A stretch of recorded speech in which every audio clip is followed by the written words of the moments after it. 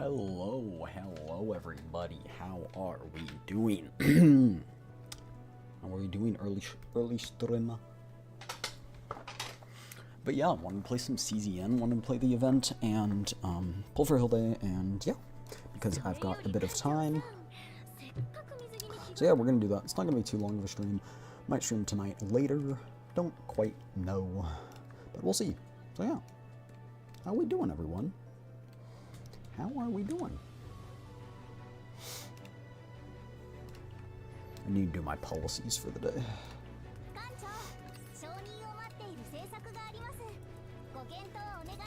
Hi Peaches, hi hi.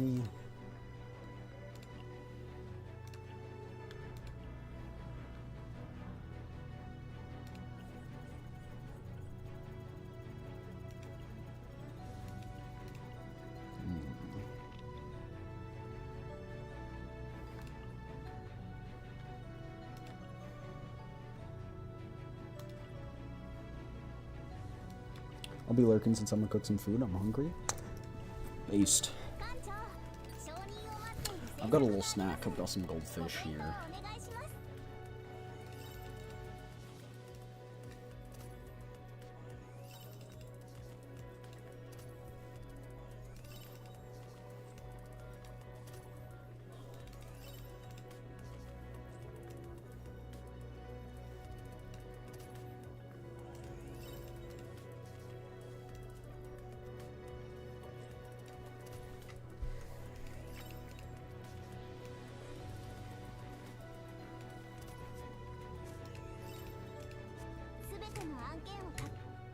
Alright.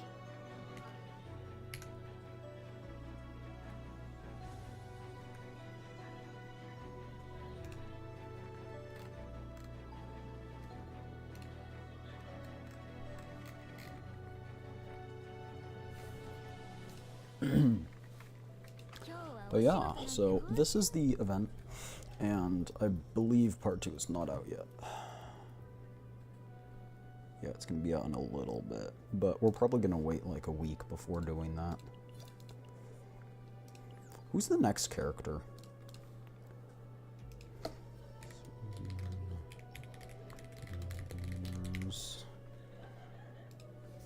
Oh, sorry.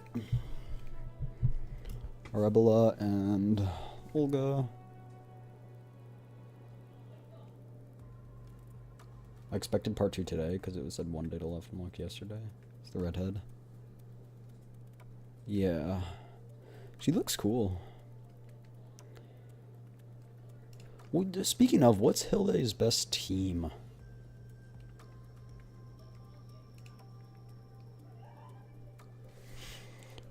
Does she use characters that I already have built? Perhaps. That'd be nice. Oh, Hugo and Cassius.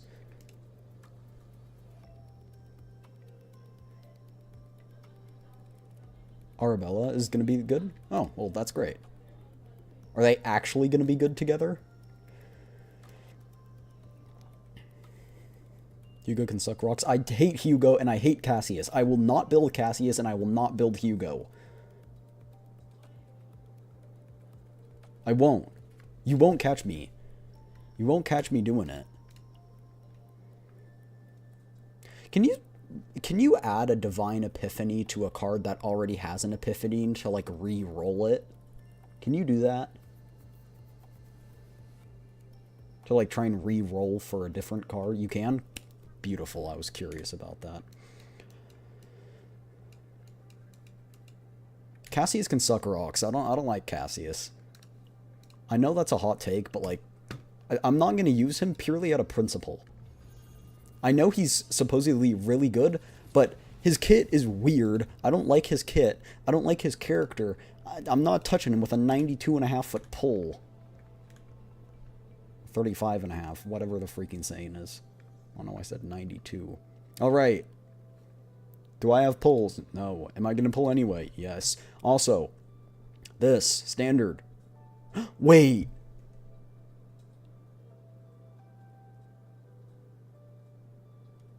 No. We pull limited first, And if we don't get her, we save on the very, very, very, very off chance that I get her from the standard. I'm genius. Anyway.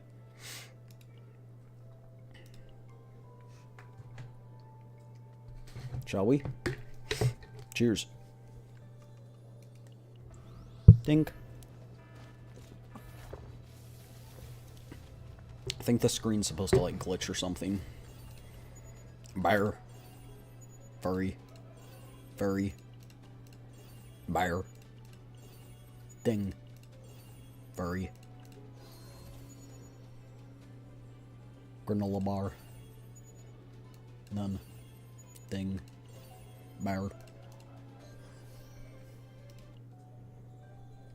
I'm calling her Granola Bar from now on. I think that's a good name for her. What do we think, chat? Was that it? I don't know. Cheers. No, it wasn't. This is fine. Cheers, chat. Dink. Does the screen, like, glitch or something? Or can you only tell, like, right here when she looks up like that?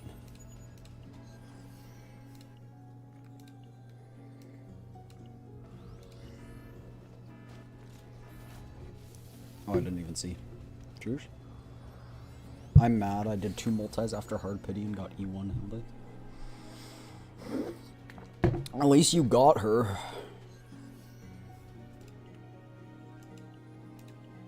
And E1 at that. I wasn't even looking. I wasn't paying attention. Oh, there we go. Okay. Marble. Byron. Child. Ding. None. Child. Ding. Furry.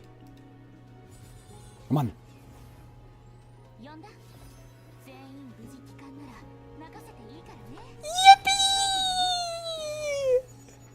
Let's go! Let's go! She's so cute.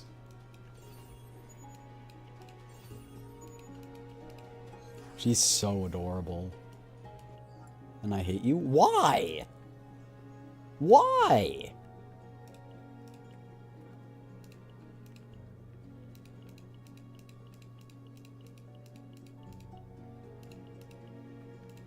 I lost my last 50-50 that was guaranteed.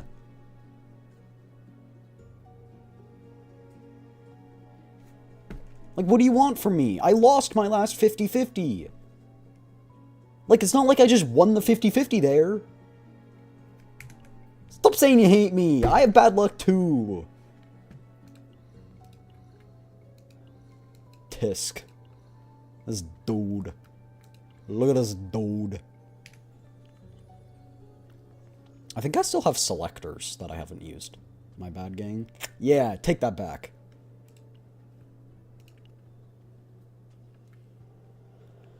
Right, or something. I have 3 Omega Core codes, about to have 4. I haven't used them.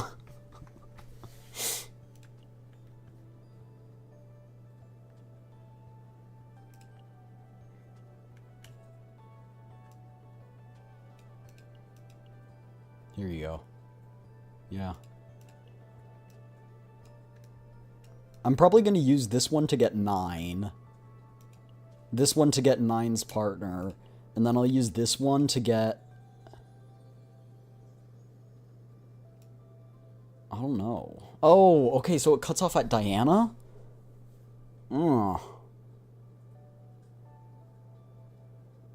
Maybe Typhera?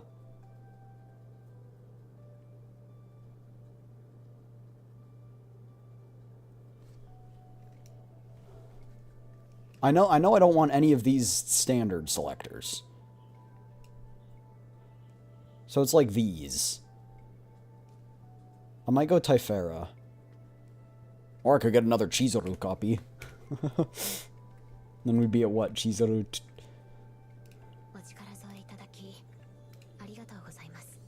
2.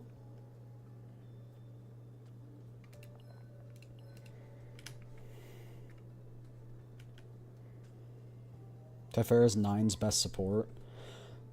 And 9 works with Rita, is it?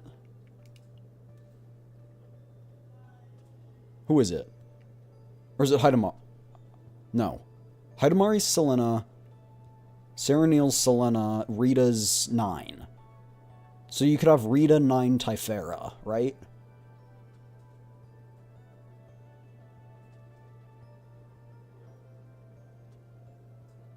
Yeah. Okay. I should turn this off.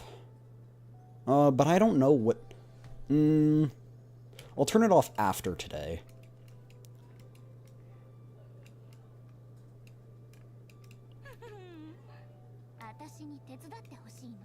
She's so pretty. Do we do her character story, or do we do Shattered Light and Claw first? Oh, dang, we don't have any... What's her best...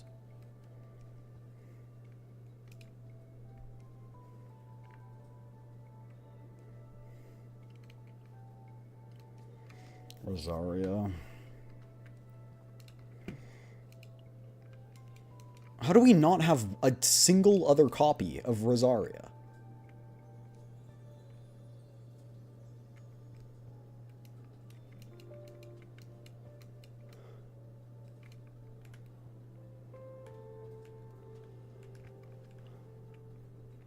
Okay. We're gonna... Okay, wait, no, because if we do this, it's basically guaranteed. And I don't know that I want to pull for that yet. I don't know that I want to use it. I kind of want to use it once Hilde's gone, so I have a chance to get Hilde copies. Can I get partners from this?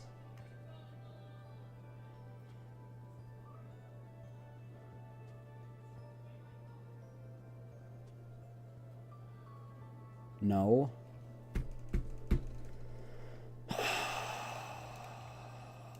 Just 3-star ones. Figured.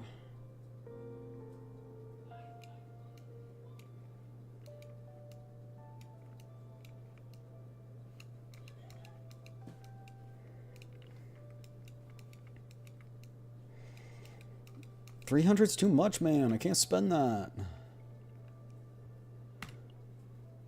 Oh, wait. Okay, forgot about this.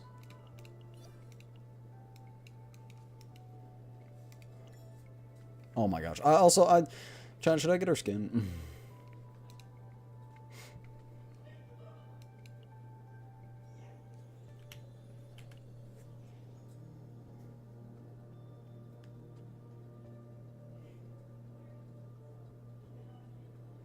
We also do need to redo the main story, so maybe we'll do that. Excursion outfits do not apply in story combat environments. Oh. Oh, it's only for menus? Oh. Then I might not get it. I'm broke. Unless you guys want to fund it, I'm probably... Still good AF. I know! It's still good! Can I... Look at her. So cute. How far can you zoom? That's quite... That's quite far. No way you can zoom in on the grippers. But those sandals are very pretty.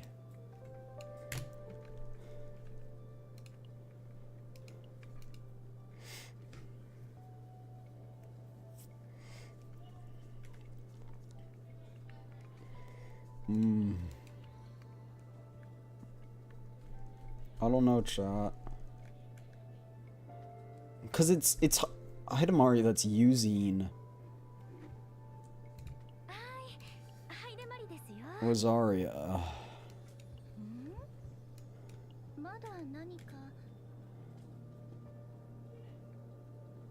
Chat, is there any way to get like a copy of one of those 5-star characters, or like 5-star support characters? Like, is there an item we got that does that or something?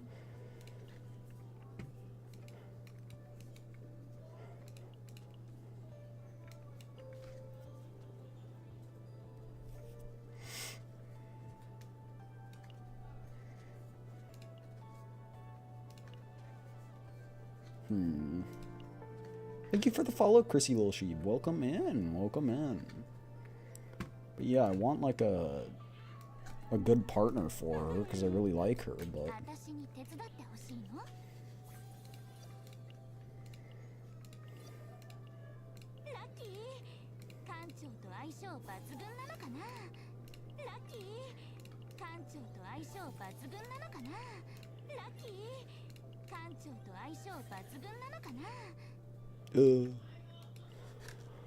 I did not farm enough.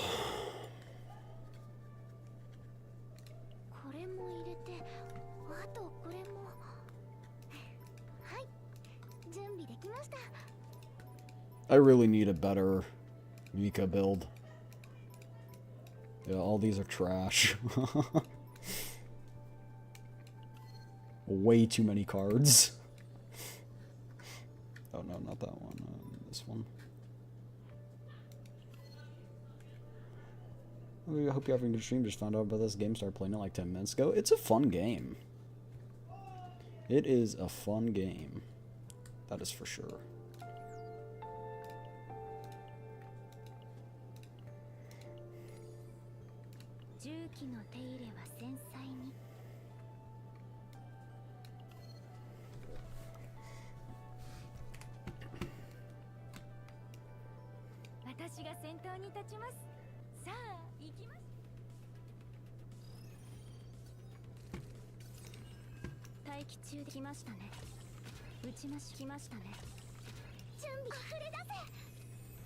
Okay.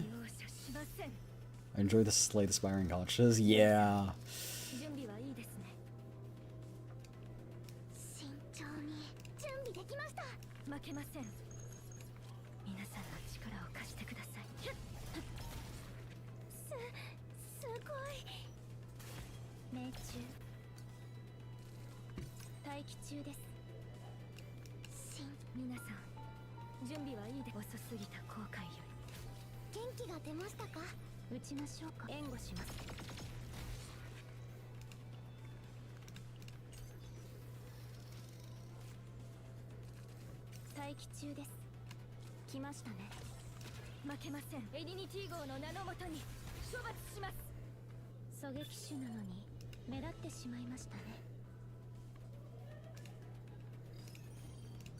This team takes a little bit to get set up, so sometimes it's not as good.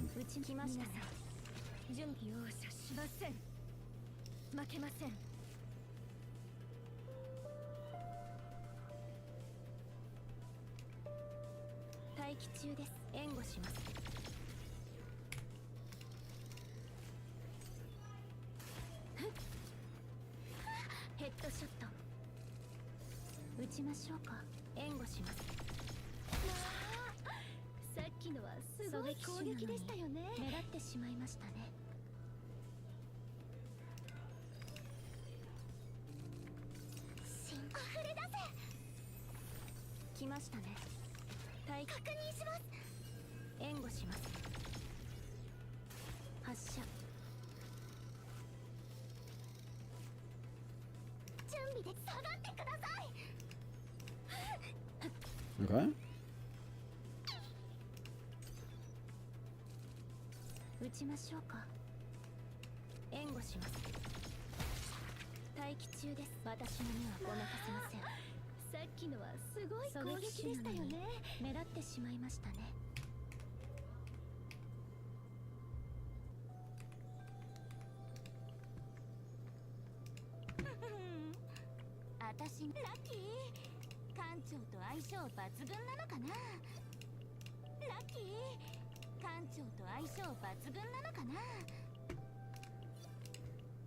Okay.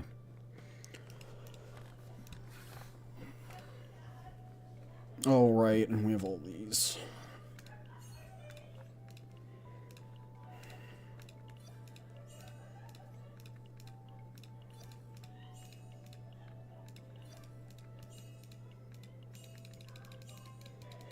Okay, so...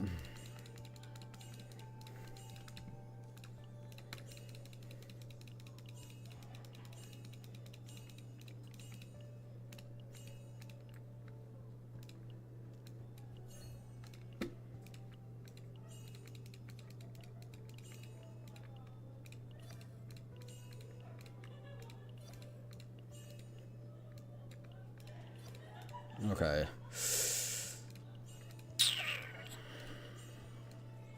Yeah, I'll need a farm for her more.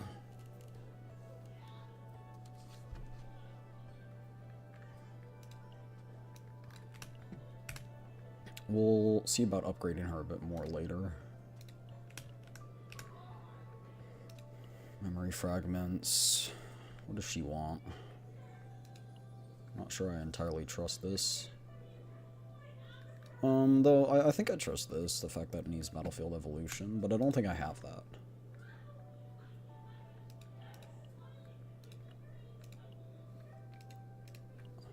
Yeah. I do not.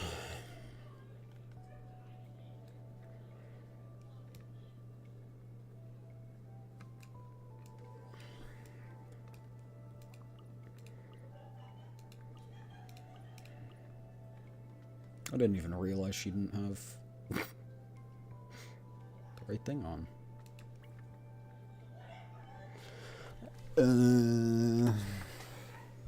What is her wanted set, actually? 4-piece Spark of Passion? Oh.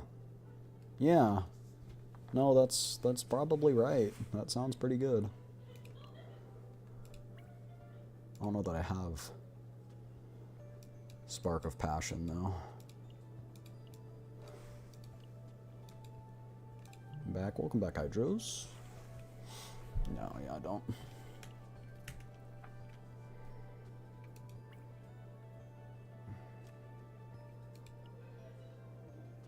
My Chipotle got delivered. Mmm, yummy. Yummy. Yum, yum. You're making me hungry. Alright, do we do the, Shattered Light and Claw story first, or do we do Following the Fox's Footsteps?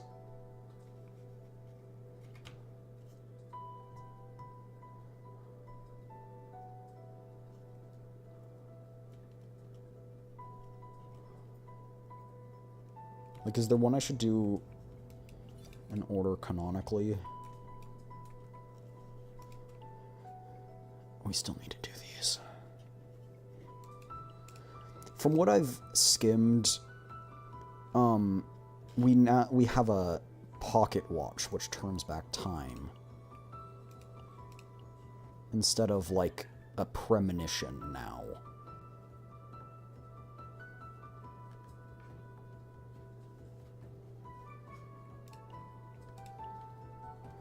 And then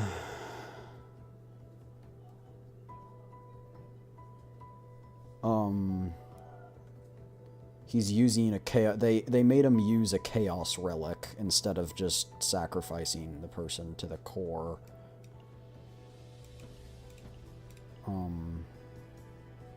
We imprison Judas, but the Holy Crusaders. The Crusaders crusade to cleanse the chaos does not stop. When Judas escapes confinement and sees the Crusaders' commander, the group heads to the Swamp of Judgment where the crusade is taking place along with Orlea. Captain reads Judas's memories through the remaining Chaos Core, learns he orchestrated everything with the intent to cleanse the corrupted haven.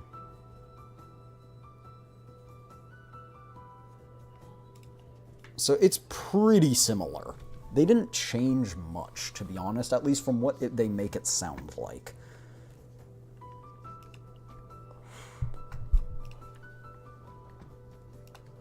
Yeah, I'll do those at a different time. Yeah, still haven't done that, don't make fun of me. But do any of you know what, like, is the general order?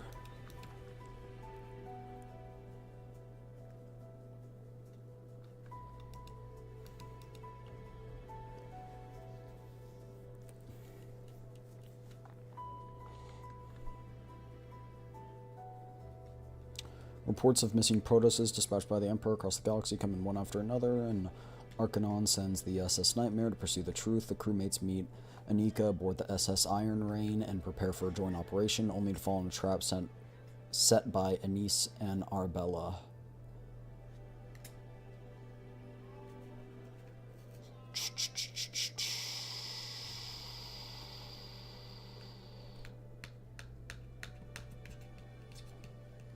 Let's do Hilde's story first. Oh, no. Okay, this one. Turns out I just had to click on it, and it would tell me. Great. Do not order of all stories? No, I was just wondering whether Hilde's story was first, or if I should do this story first. It's this story. Hilde's story takes after place of this one. That's what it just told me. The universe is vast and beautiful enough to embrace all things within its arms. If nothing existed, it would be pitch black, but countless stars in interstellar matter are scattered like paint, drifting upon the wave that is the universe. Waves rise in the Milky Way, formed by lights packed as tightly as seats at a popular Idol's concert. And supernovae burn their life so intensely they could blind you if you're not careful. The black holes, gaping open like tunnels to unknown destinations, make the vast universe feel even more sparse. Once you see the immensity of infinite time and space, you fall into profound helplessness as an individual standing beneath it.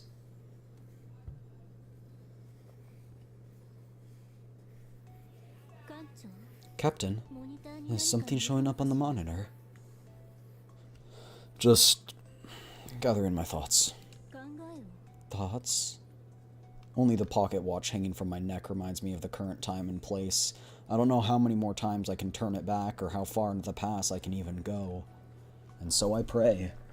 A woman's voice lingers in my mind. When I'm lost, I find myself believing that following that voice will lead me out. At the same time, I can't shake the suspicion that the voice itself may be what caused me to get lost. I'm not sure why, but it looks like you're having unpleasant thoughts. Why? It's written all over your face. When you go quiet with that expression, I can't help but worry that you might disappear at any moment. Don't worry, I'm not going anywhere. But having received missions from Arcanon like this, I can't afford to let my guard down. You absolutely can't act recklessly like you usually do. This time, above all else, your safety comes first. Renault's brow furrows into a sharp, inverted triangle. She looks unusually worried today. It's fine. Other Protoss take on risks like this on too. Other Protosses too? Right now, we're on our way to investigate an incident that happened to those very Protoss. Even being as cautious as the other Protoss wouldn't be enough, and you still insist on charging in head first. If you end up going missing, then it's obvious the entire SS Nightmare would be put in danger. Maybe I shouldn't have made that excuse. It is certainly surprising. Even the executive department has never seen a case like this. I low-key forgot she was with us. Typhera? The request details haven't been shared with other agents. I ran into you on my way back from a business trip, and you had that exact same look in your face, so I asked. Hearing about it, I could understand why you'd be worried, so I offered a bit of special support to lift your spirits.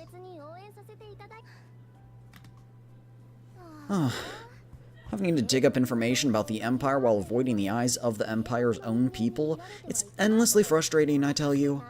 When the SS Nightmare is docking at Trion, I can't even return and end up drifting through space. I missed you, Captain. Sorry for giving you such a hard task, Typhera. How could I refuse when it's you asking? Having 9 and the others accompany me means I'm not lonely, and my room to maneuver has grown as well. However, for Chaos, I wouldn't want to be with any other Protoss other than you. And the first news I hear when I return is about a violent crime targeting only Protoss. Honestly, I'm worried. If I were still a Marshal, I would have never left your side. I worry about you just as much as you worry about me. If you ever need my support again, just call me. I'm always happy to help. Typhera gracefully slips out of the operations command room. Renault watches her retreating figure with a dumbfounded expression. A shadow immediately falls across Renault's face. Oh, you jelly? Since it's come up, maybe I should check once more. Before Renault can start nagging, the operational directive received from the Arcanon is pulled up.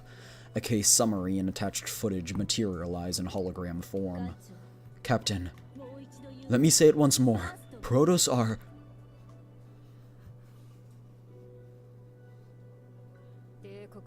Protoss are the most critical strategic asset the Empire possesses. The Imperial Military Academy that trains Protoss boasts a scale and facilities unmatched by anyone else, investing an astronomical amount of capital and resources into cultivating a single Protoss. They are indispensable to the Share's Empire's efforts to purify chaos, and proud heroes who lead the charge in the protection of peace across the universe. But recently, a series of disappearances targeting only the Empire's Protosses has been occurring. As you may know, a crime specifically targeting the Empire's Protoss is unprecedented. Under normal circumstances, I'd want to bring in those who've grown lax in discipline and give them a stern lecture, but since we can't reach them, that's not an option. Other divisions, such as the Investigations Bureau and the Executive Department, have confirmed the severity of the matter and are moving swiftly. The SS Nightmare is likewise to devote all efforts into confirming the whereabouts of the missing Protoss and securing custody of the suspect. Understood. Protoss going missing. How on earth could this... I meet Renoa's worried gaze. That worry must surely be mixed with some bewilderment as to why anyone would even commit such a horrific crime. But what weighed more heavily was the disbelief at how someone had managed to abduct the Protoss, the Share's Empire's most vital strategic asset. Anyone who knows what the Empire is, its media control ability to completely suppress news of a galactic disaster-level incident, and the decisive capabilities of the Enforcement Bureau, which blazes the path forward for the Empire, would never dare such a reckless act. Given that this involves crimes against Protoss, I have no intention of putting the Captain in the forefront. The Investigations Bureau will handle the matter within the Empire, and the Executive Department will act first against external factions, so feel no pressure. If what you say is true, then what we need to do is... Something related to a chaos, I presume. That's right. It's a task only the Arcanon's Protoss can handle. These disappearances cases follow a pattern. Each of the Protoss went missing after being deployed on Chaos missions, and around the same time the Chaos cores were annihilated. Based on the analysis of the disappearance cases patterns, it has been confirmed that the Protoss scheduled to be dispatched to the Iron Rain on a Chaos mission has a probability of nearly 87% of being the next target. The SS Nightmare will protect Ash, the Empire's Protoss dispatched to Iron Rain, and in the event of an emergency, accompany her on Chaos missions or immediately apprehend the suspect. Can you handle it? Yes, I'll prepare right away. Excellent spirit. Very well. Then move out immediately. Yes, understood.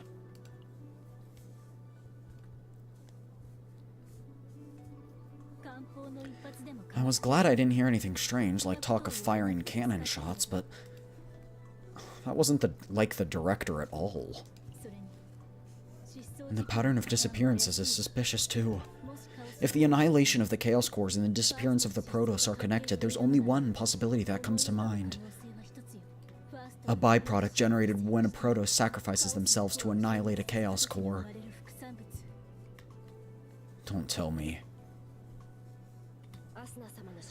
At the location where Asuna's signal was last detected, a gem of unprecedented nature was found. The reason was unknown, but it seemed as if Asuna sacrificed herself to seal the core of the chaos. Chief Yuki immediately recognized it. She was certain it was Asuna. A Protoss turned into a gem? Scholars named it Primonium and began to research. Primonium, a substance unknown to all but a select few within Tarission's SID and certain Imperial insiders. If the crime was caused by something whose very nature hasn't been fully analyzed, the severity of the matter would be far greater. A massive signal is detected on a radar that has shown nothing until now. Renoa manipulates the panel to adjust the monitor. She spots a small dot reflected at the center of the screen and lifts her furrowed brow. Captain, we'll be arriving shortly. I should send a docking request signal. Yeah. Getting nervous won't help anything. Let's go. To the SS Iron Rain.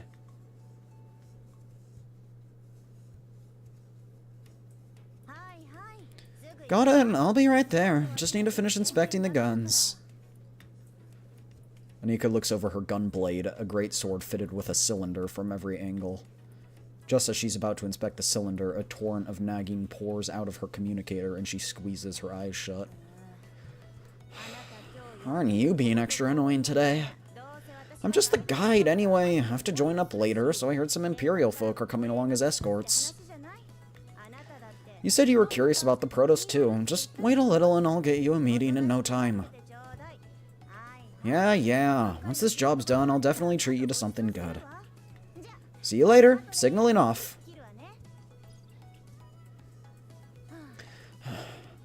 Ash always manages to keep me on the line for hours when she calls.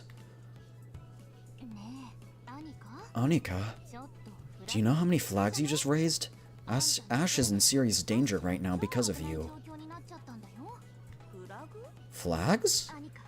Anika, just wait a little. We'll make it back alive. Yeah.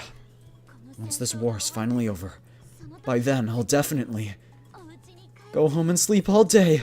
A full 20 hours. Gotta twist it like that to dodge the flags.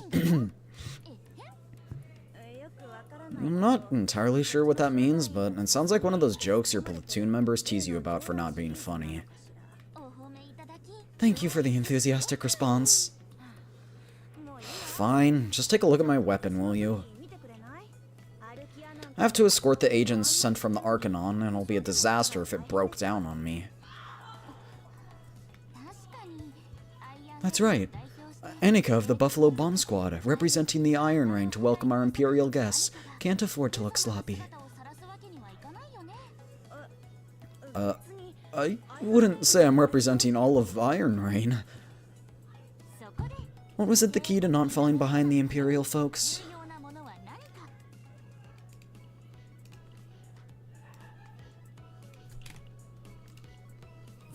An extensive knowledge of the firearms that circulate exclusively on the Iron Rain. Firearms expert Hilde's one-day class is now available, absolutely free. Come on. Sit down and listen, just 10 hours, and you too can be an authority on weaponry.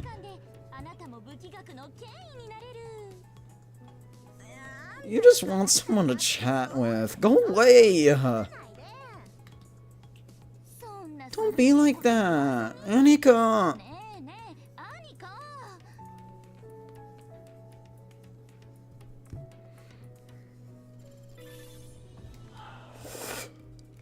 Iron Rain. The SS Nightmare heads to the SS Iron Rain, where the mission objective is located.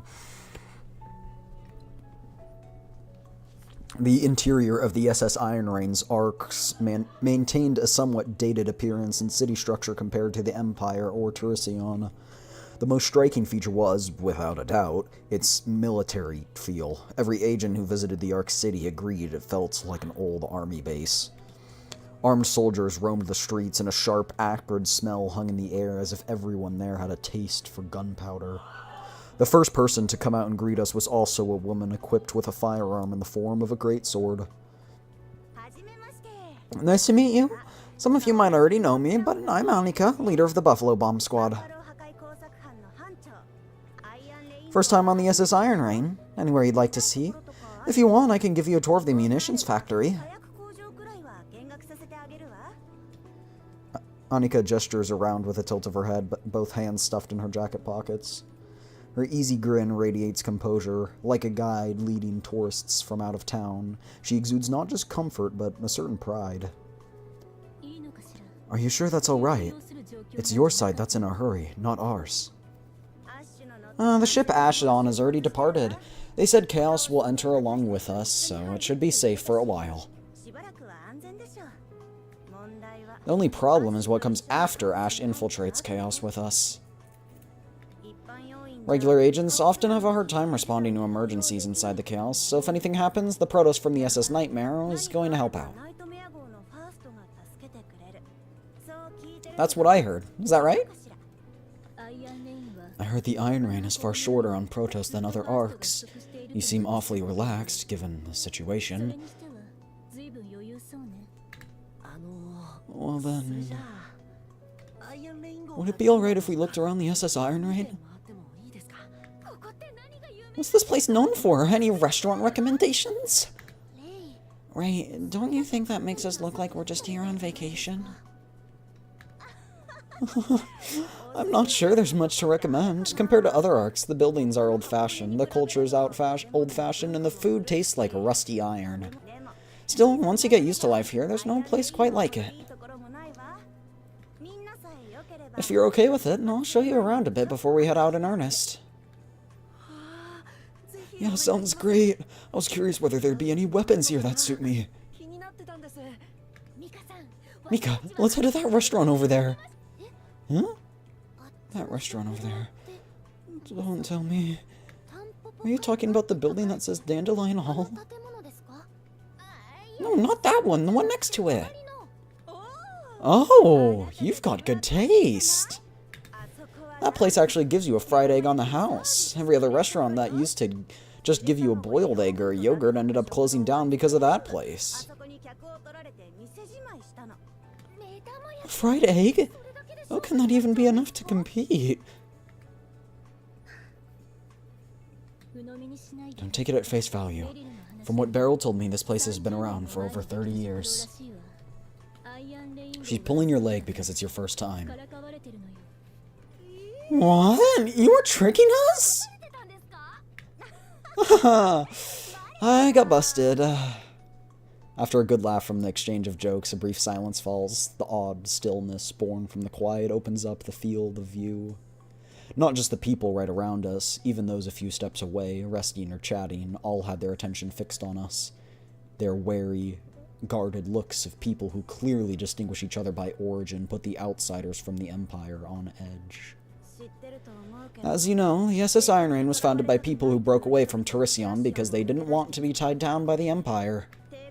Most of them aren't too thrilled to hear you're from the Empire, but don't worry, they may look rough, but they're not bad people. If you don't have anything else to do, how about we head to the command center instead? We've got a crew member who makes an incredible cup of coffee. I'll treat you all once we go over the building, or the briefing. Better than taking an unnecessary break. Oh, I really wanted to look around the SS Iron Rain. The command center will be fun to see too. Fine. Alright, let's head out for that coffee.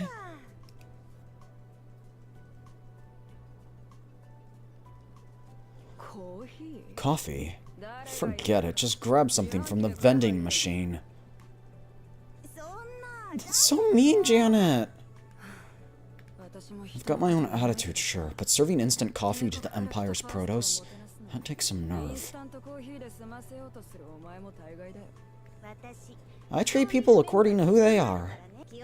I figured they weren't the type to get offended by a little honesty and immediately undock and head back to Trion.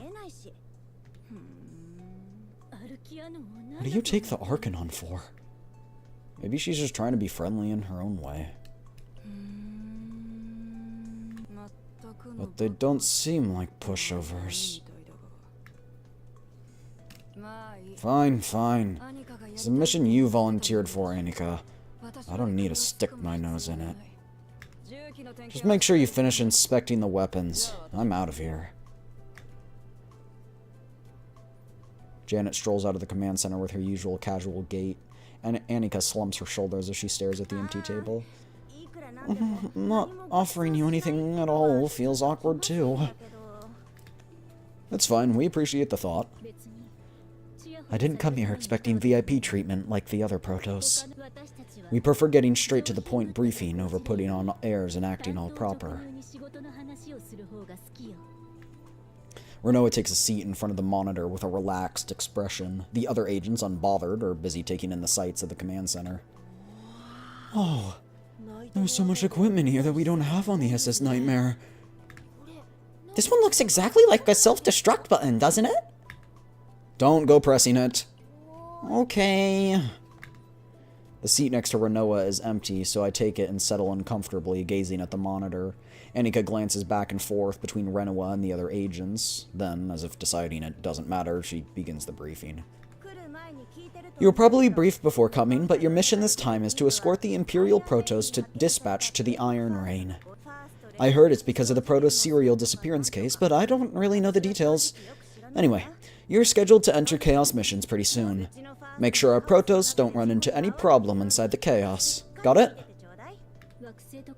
The planet's in Chaos name? The Kaleidoscope Hatchery on planet Pagna. The place is crawling with invaders, but if you're careful to avoid them, you can gather quite a few useful resources. Invaders, huh? The Chaos itself looks to be sub-large scale at most. Shouldn't be too hard. Why did the Protoss depart ahead of everyone else? Who knows? Apparently it was to sync up schedules with some Academy alumni. Protoss, your vice captain seems like quite the hothead. Is she always like this?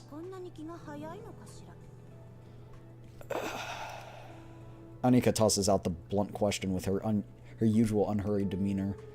It wasn't as though I'd come expecting the grand reception Renoa had mentioned, but the atmosphere being laxer than necessary was actually creating its own kind of tension. The reason I didn't want to answer right away was that, having been on Renoa's side all this time, I could see that, just as Annika had pointed out, she did seem more on edge than usual. You're too tense, Renoa. Tense? No. To protect the Protoss, this level of vigilance is necessary. Isn't it strange to be the one who is relaxed? Sounds like the vice captain absolutely adores her captain. I know exactly how you feel. I'd be lost without Ash as well. That said, getting anxious this early won't change anything. We just have to do what we can when we can. If we succeed, great, and if we fail, well, what can you do? Those are two complete opposites. To Renoa, who wouldn't hesitate to risk her own life to save others, Annika's seemingly complacent attitude must have been deeply off-putting. Possibly sensing the subtle tension between Renoa and Annika, the other agents who had been looking around also held their breath.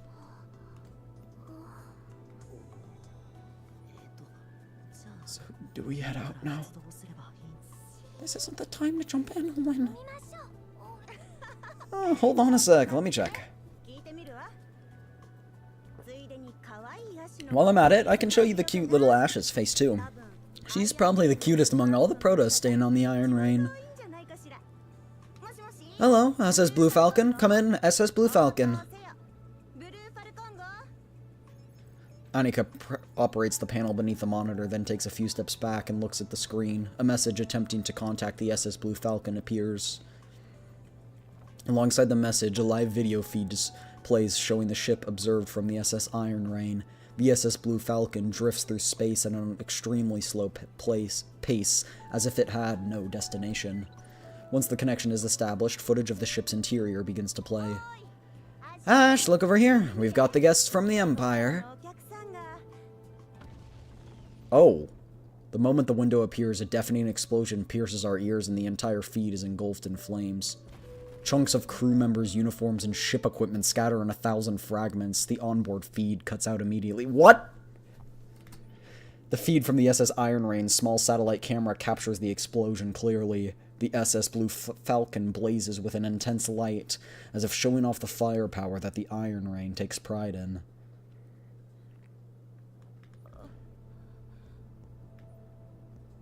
Ash? The sudden catastrophe registers only belatedly.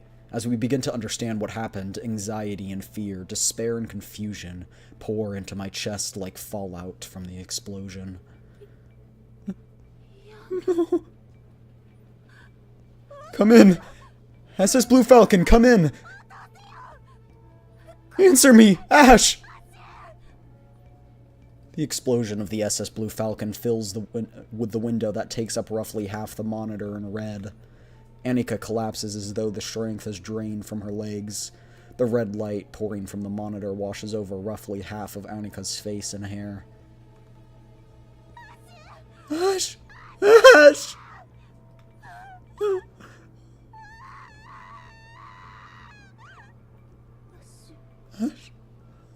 ashes. Even if I go alone, I have to save her. If I search through the wreckage from the explosion.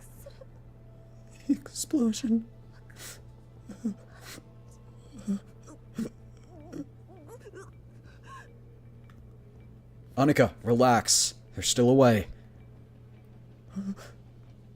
Look at the monitor. A small dot shoots out from the center of the explosion, then crosses the vast expanse at a steady speed. That aircraft is definitely an emergency escape capsule. The engine is running, which means someone is definitely operating it. Emergency escape capsule? In the footage where the explosion has settled, there's only black space and a single small dot between it all. The small dot crosses Annika's eyes. Everyone, prepare to deploy. The objective is the SS Blue Falcon's emergency escape capsule. Mika, request a launch clearance from the SS Nightmare. Ray, help Annika. Owen, keep your focus on guarding the captain. Annika, it's not over yet. If you want to save the Protoss no matter what, you mustn't give up. Is it really possible to save Ash? You won't know until you try. Funnily enough, that's what I was gonna say. I reach out a hand to Annika. She takes it with trembling fingers and struggles to rise on her feet. The monitor's unwavering eye continues to display the current coordinates of the SS Blue Falcon. The lost signal message seemed to repeat itself meaninglessly, but a moment later, a ship-wide broadcast from the SS Iron Rain follows. Explosion aboard the SS Blue Falcon carrying Protoss Ash. All related units, prepare for immediate deployment. The SS Nightmare escort officer is to cooperate with the SS Nightmare and begin Protoss rescue operations immediately. Repeat, explosion aboard the SS Blue Falcon carrying Protoss Ash. All related units.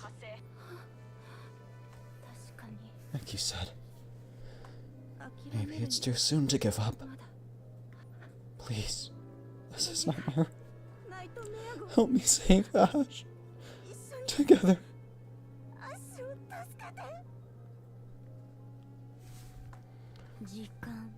Time, space, freedom, constraint, the infinite, the finite and the infinite. What happens when it all gets mixed together? Aren't you curious?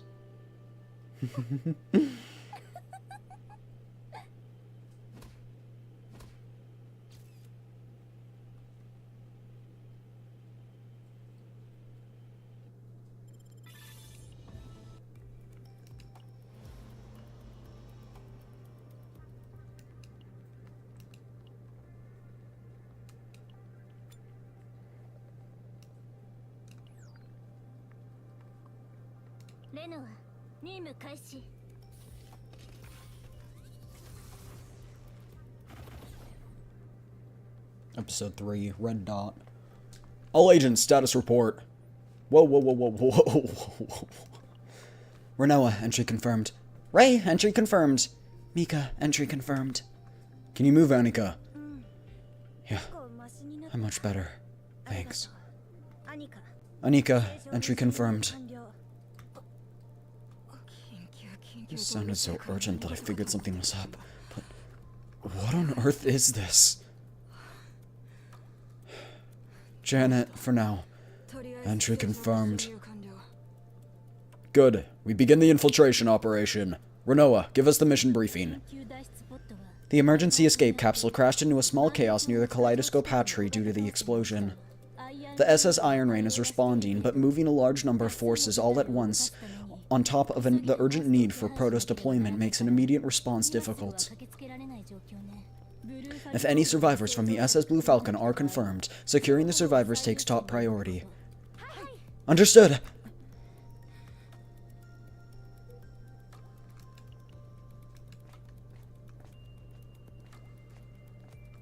A planet awash in dazzling panorama that ripples with the brilliance of gemstones. Rare crystals and precious gems lure outsiders to the planet, but beneath its dazzling splendor lies an unseen danger.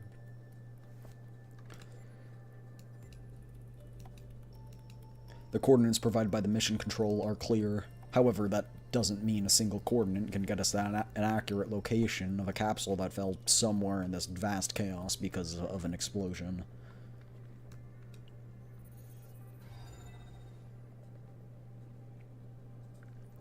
The capsule kept transmitting its distress signal right up until it crashed.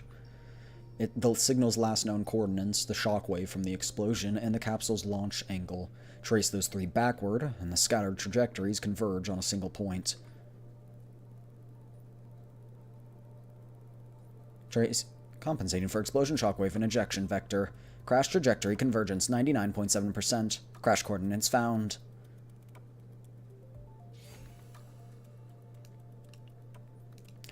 The fault trajectory and the identified coordinates are converging at one point. We're zeroing in on the exact location of where the capsule should be. We found it this soon? Form up. We depart immediately. I calculate the optimal route from the chaos outskirts to the coordinates identified as the capsule's location. The agents move in unison, each holding their position.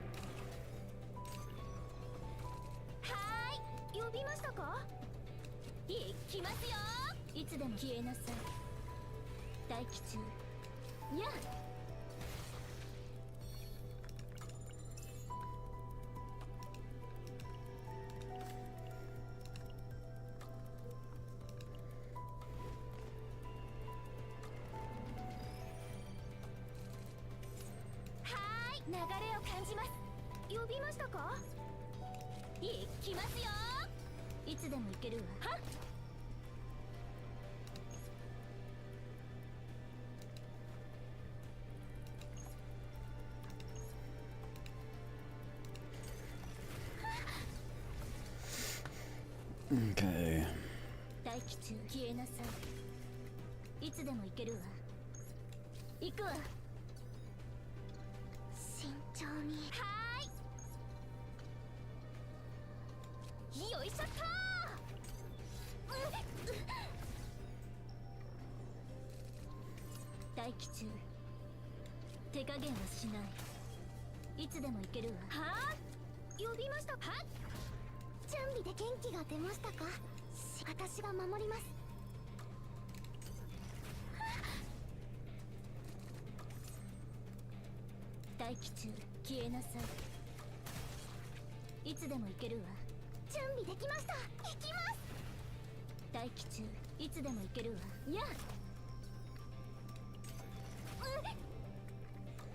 Okay.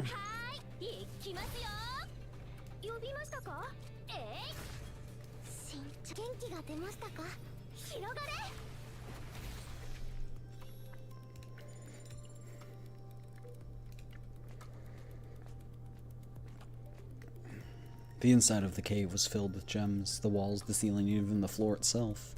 Each of the tightly knit gemstones shone their own vibrant hue. The breathtaking sight gave way to a troubling realization. Every direction revealed the same glittering cavern of gemstones, making it impossible to judge my bearings. Place your hand on the gemstone. Oh, bugs.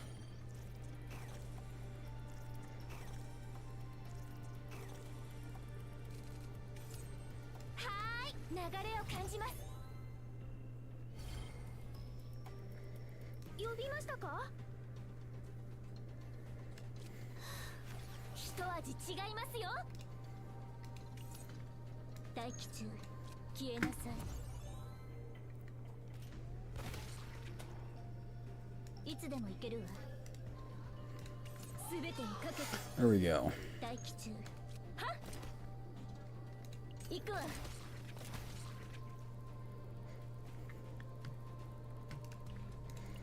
I know it was our DPS, so.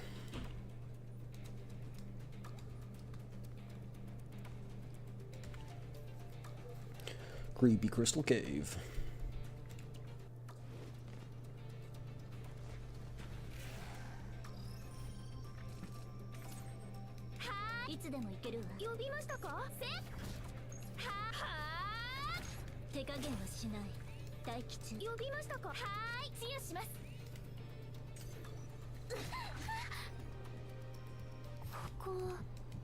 Not already.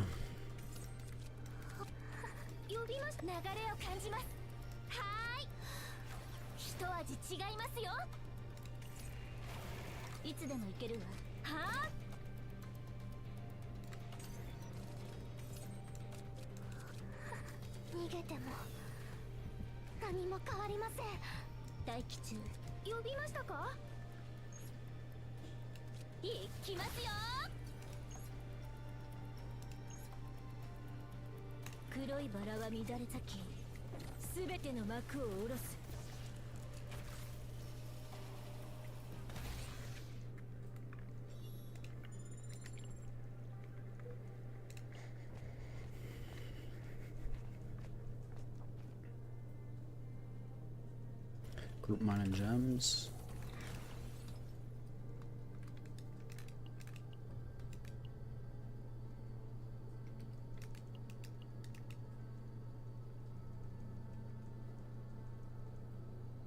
Ooh, what happened to him?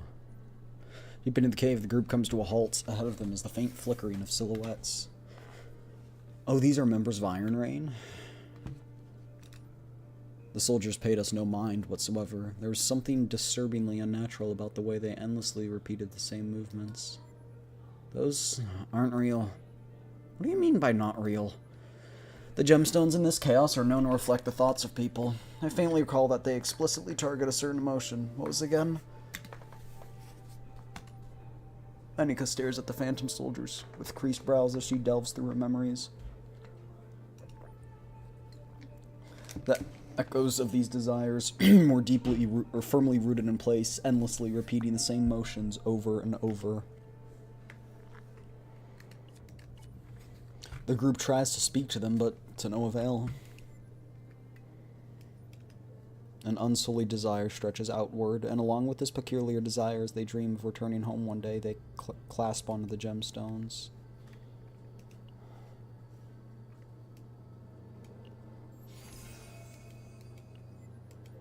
Staying on their toes, the group ignored the refracted desire.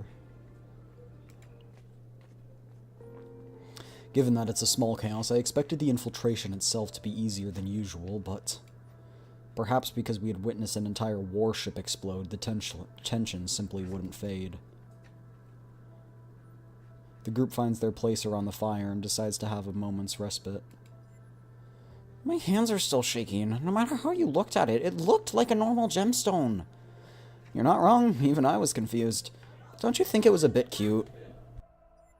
Cute? That monster just now? After catching their breath and having a look around, they realized that the vista within the cave was astounding. The gemstones embedded through the walls glowed faintly, as if awakened by the group's breathing.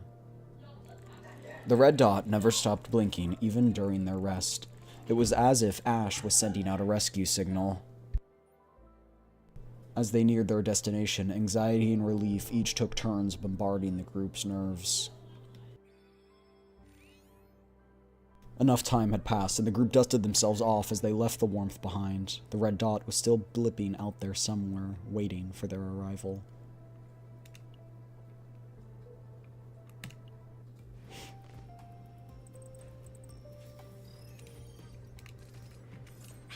流れを感じます。いつでも行けるわ。待機中。慈悲なんてないわ。呼びましたか？よいしょっと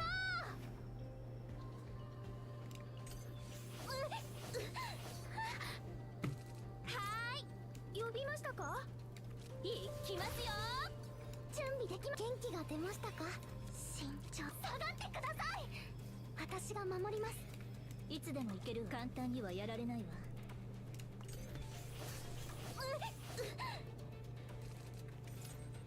待機中。消えなさい。いつでも行けるわ。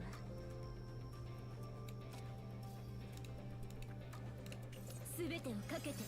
待機中。やあ、いつでも行けるわ。はっ、行くわ。Nice.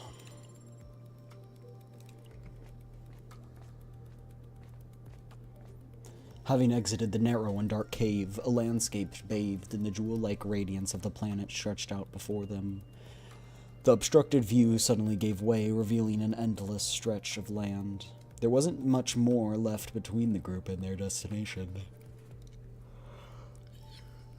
We finally got out of that cramped cave. Man, this is refreshing. Stretching. We got this far, and our destination should just be just ahead. Just a little bit more, everyone.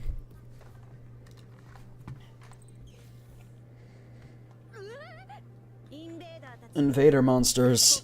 Each one is weak on its own, but if you rush in carelessly and get surrounded, you'll be in serious trouble. So we have to go in blasting with everything we've got. Annika raises her gun blade. Sparks flash in Annika's eyes as if to announce the firepower of her weapon. Let me show you what the Buffalo Bomb Squad is really made of!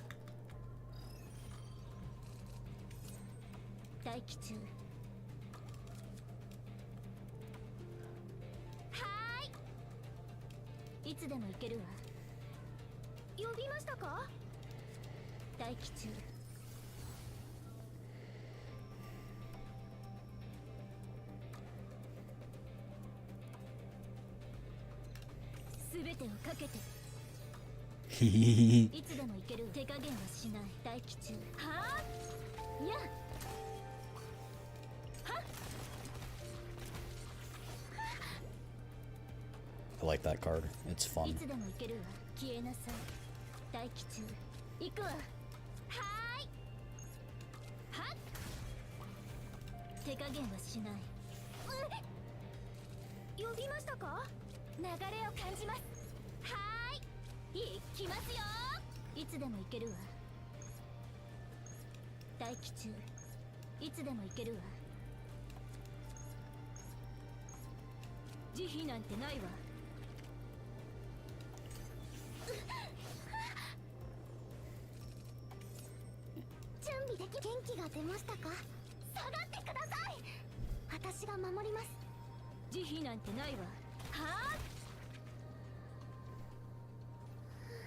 Thank you. That made the fighting a lot easier. I thought this mission would be safer than usual, and I'm already fed up. Given the scale of the chaos, no powerful monsters should appear. The problem isn't the monsters, it's the additional threats tied to the ship's explosion. Is that why you're sticking close to the captain, to offer protection? If you're cracking jokes, I guess your energy's back. Like the captain said, I'm trying to hold on to hope as much as I can. Moping around won't do anything but drag the Buffalo Bomb Squad's name through the mud. Right, Janet? I should have stopped Ash when she said she'd head out first. I let my guard down, too. I wish I had. If only I... Janet, I told you not to mope. There's no point in bringing you along if you're gonna be like this. We're bomb experts, not a rescue team. We can help all we want when it comes to fighting monsters, but everything after that is left entirely to you. Of course. That's what we're here for. I'll keep guiding the way. Everyone, move carefully. On it.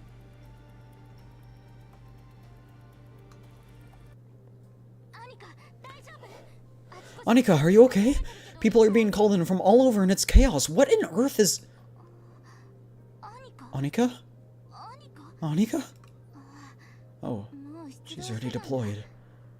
It'll take quite a while for support to come from the SS Iron Rain. I hope she'll be alright. Right. Unless it's a seriously dangerous situation, the Imperial crew that went with Anika will handle it just fine. Fireteam Fox was excluded from the call-up, so me stepping in would only complicate things. But... Anika... Did she finish inspecting her firearm? Oh no. Subtle foreshadowing? Oh no. Oh no. Oh no.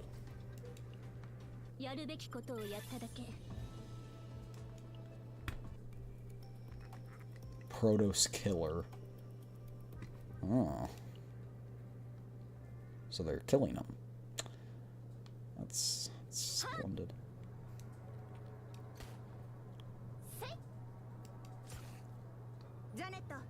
Janet, now. Ready, fire! Under the agent's efforts, the insectoid monsters fell one after another. Especially when Anika and Janet unleashed their firepower, the cluster of monsters vanished into dust in an instant. Glad you loosened up so quickly, right, Janet? Well, more or less. It's like Anika and Janet have recovered too. We're almost at the target point. Everyone focus. Okay?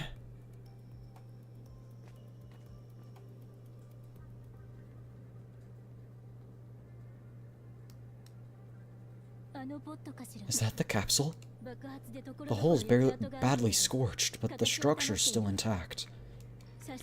If the ejection went without a hitch, the crew aboard should definitely be safe.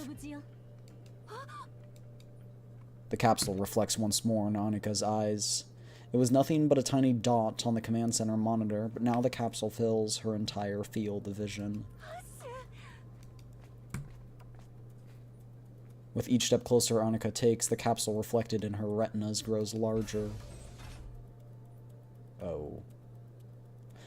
As the capsule door opens, even Janet, who is still on guard, brightens. You're really... alive? Oh. Anika, when we get back, I'll make the coffee. That's the least I can do to set my mind at ease. Sure, I'll take you up on that. And the SS Nightmare, especially the captain. Thank you. You've taken a huge weight off my shoulders. Not at all. We only did what we needed to be done. We haven't seen this person yet. That's really suspicious. Our mission is to join Chaos missions and apprehend suspects when necessary. The ship explosion is unlikely to be a regular accident, so there's a high probability it's connected to the suspect in the serial disappearances cases. As soon as the rescue's over, we need to investigate the capsule and track down the suspect. In the worst case scenario, the suspect may be planning another crime. Or perhaps, if they're bold enough to commit such crimes against Protos and plan a large-scale terrorist attack. Wait, don't tell me. Is that what they were planning to do in the first place? Get everyone out by attacking the Protos, but knowing they'll live, and then they... Footsteps echo from inside the capsule, and then something hurriedly is hurled out. You know what? It wasn't alive. Hush. The face she had boasted about as the cutest Protos on the Iron Rain darkens completely. Whether it's soot from the fire or smeared paint is impossible to tell, but the shape of her mouth makes one thing clear. She had been screaming.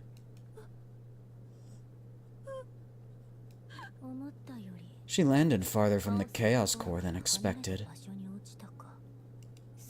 There are enough materials, but it's still a waste.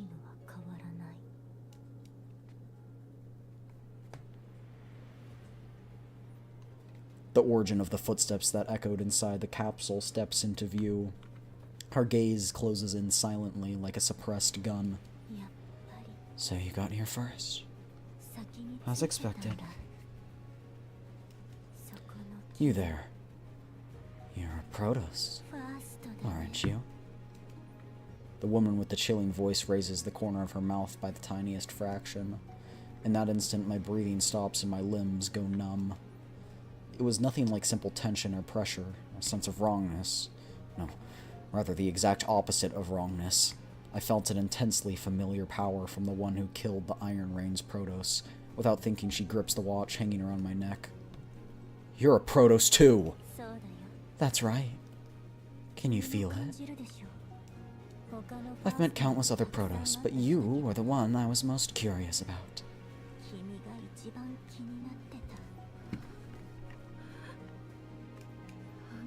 Honeys. I heard you had definitely left the Iron Rain. Huh. Right. It was Annika. I've no interest in Iron Rain's small fry, so get lost. The woman called Anis nudges Ash, who had been collapsed before her, with her foot and rolls him aside, then approaches step by step. A shadow falls over Anis's expression. Without so much as a signal, Renault and the other agents each raise their weapons. Stop! We're investigating the proto-serial disappearance case. Given that you were found alongside the body of a protected target, even a fellow Protoss cannot be ruled out as a suspect. Take one more step and I'll shoot. Pointless procedures and useless toy guns. Well, look, and you can't tell, can you? I am the culprit, okay? Shoot or don't, do as you'd like. I'm taking that one with me. Everyone, prepare for battle! We're taking suspect Anis alive! The moment Renault gives the signal, the agents rush in at Anis altogether.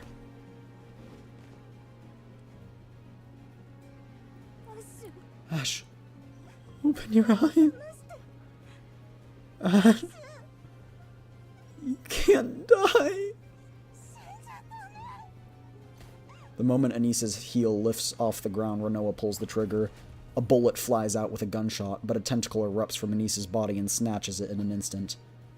That form, the most powerful being, closest to the very essence of chaos, writhes within Anis's body, if only in part. My memories, my head, it's full of confusion. Mika! It's fine. I can still fight. Should we rewind time? The agents facing the tentacles all grab their heads and recoil without exception.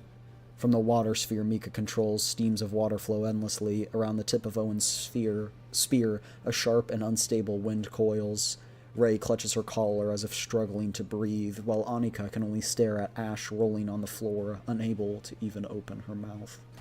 Renault unleashes a barrage of attacks with her pistol and rose vines, but out of the many tentacles stretching out, barely 2 or 3 sustain any wounds. You're annoying. Everyone, relax! Mika, protect the agents from the rear. And Ray, take a control position on the flank.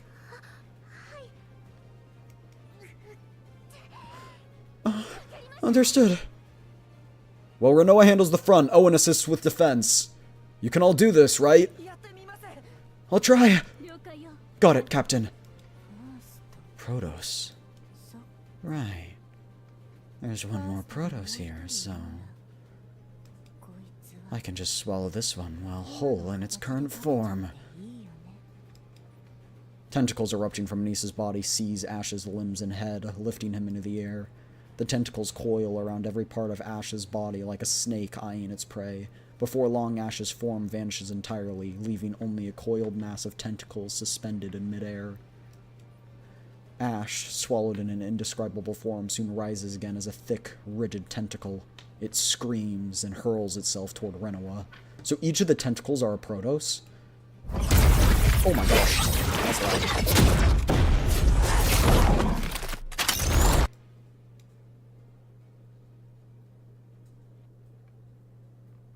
I would like to watch that video again, but that was absurdly loud. Sorry about that. I don't know quite which even thing that would be. Ow. I didn't even get to see it.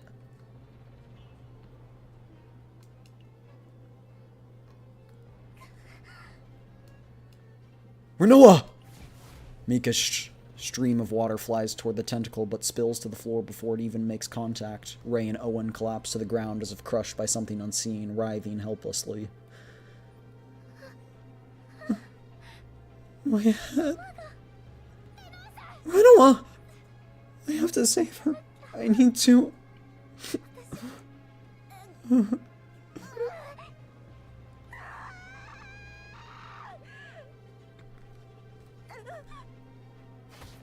Annika lets out a scream and swings her gunblade at the tentacle. Clunk.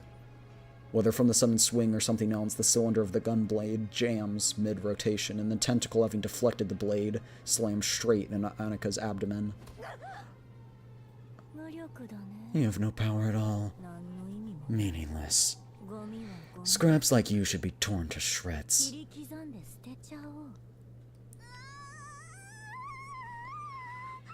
Renoa? The tentacle coils around Renoa even tighter. Renoa drops the pistol she was gripping. A sickening crack sounds as bones throughout her body are twisted out of place. No, Renoa! At this rate, we're all dead. Life Core Pocket Watch. I have to keep the agents alive by any means, but no method can avoid side effects. In that instant, some kind of image flashes through my mind. With her eyes open, her consciousness is seized by a presence far more intense and vast than Anise before her. Steel bearing a sword, her gaze meets a fragment of it. Oh! Hilde? Just before an arrow strikes Anise between the eyes, a tentacle shoots out and intercepts it. Stop! Give up and surrender, otherwise I'll fire another shot. Hilde. Ugh. I called in a support bombardment. The coordinates are, naturally, the spot where the arrow landed. At any moment now, dozens of warships from the SS Iron Rain will blow a hole right through your forehead. You're sending dozens of ships into the chaos without a Protoss. There's a Protoss right here.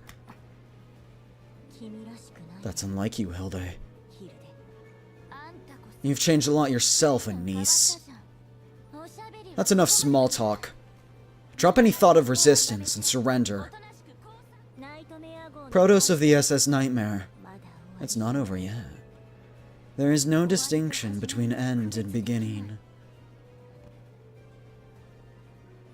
Anise releases Renoa and then calmly walks toward the Chaos interior.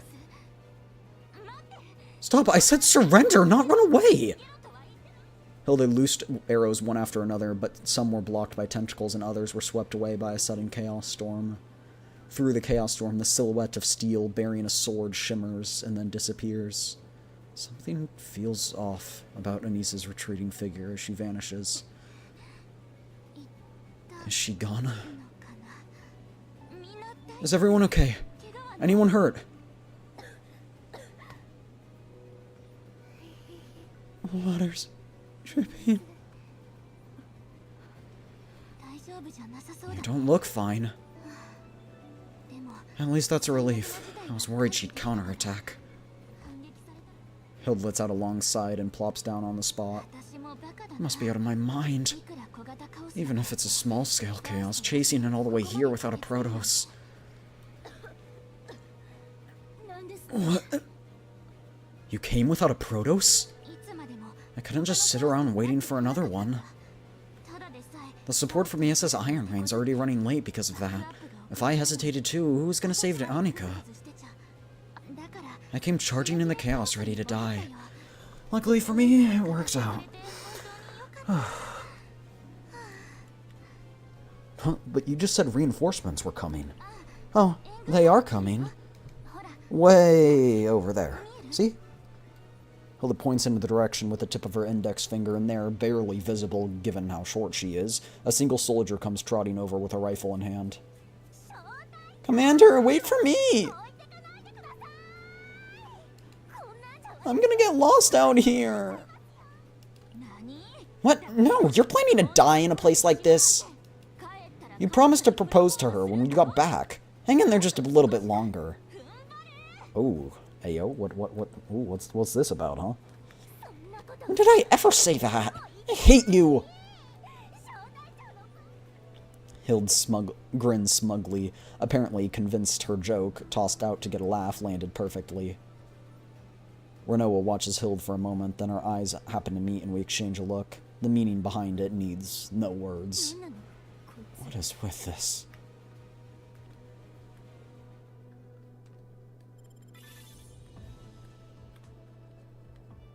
I hope the new character isn't involved with these people, otherwise I'm going to find it very hard to like her. Fireteam Fox joins the captain's group.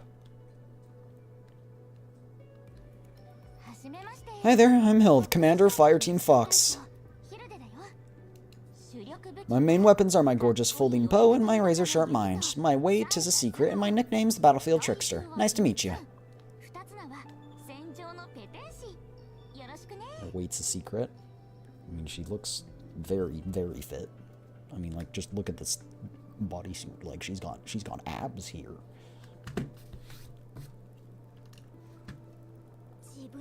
How can you introduce yourself as a trickster? It's so embarrassing. I'm Uni, member of Fireteam Fox. Pleased to meet you. Renoa, Vice Captain of the SS Nightmare. Thanks for saving me. I heard the Empire was sending someone. If Annika hadn't tipped me off, things could have gotten really bad. Right, Annika? My, she still hasn't come around. Annika, wake up! You are awake, right?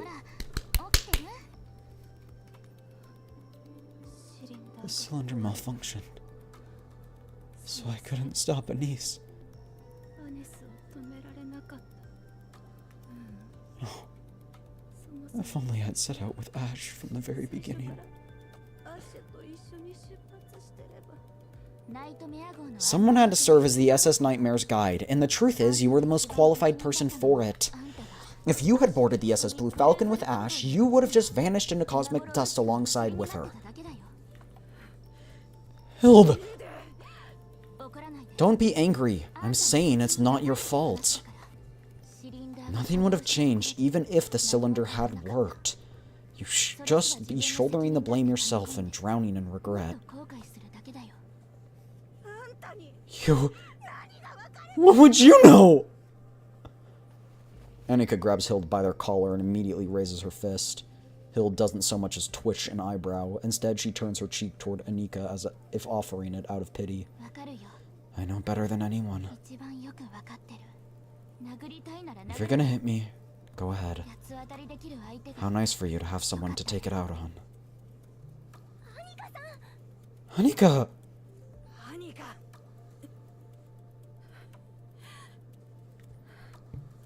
I'm sorry. I was out of line.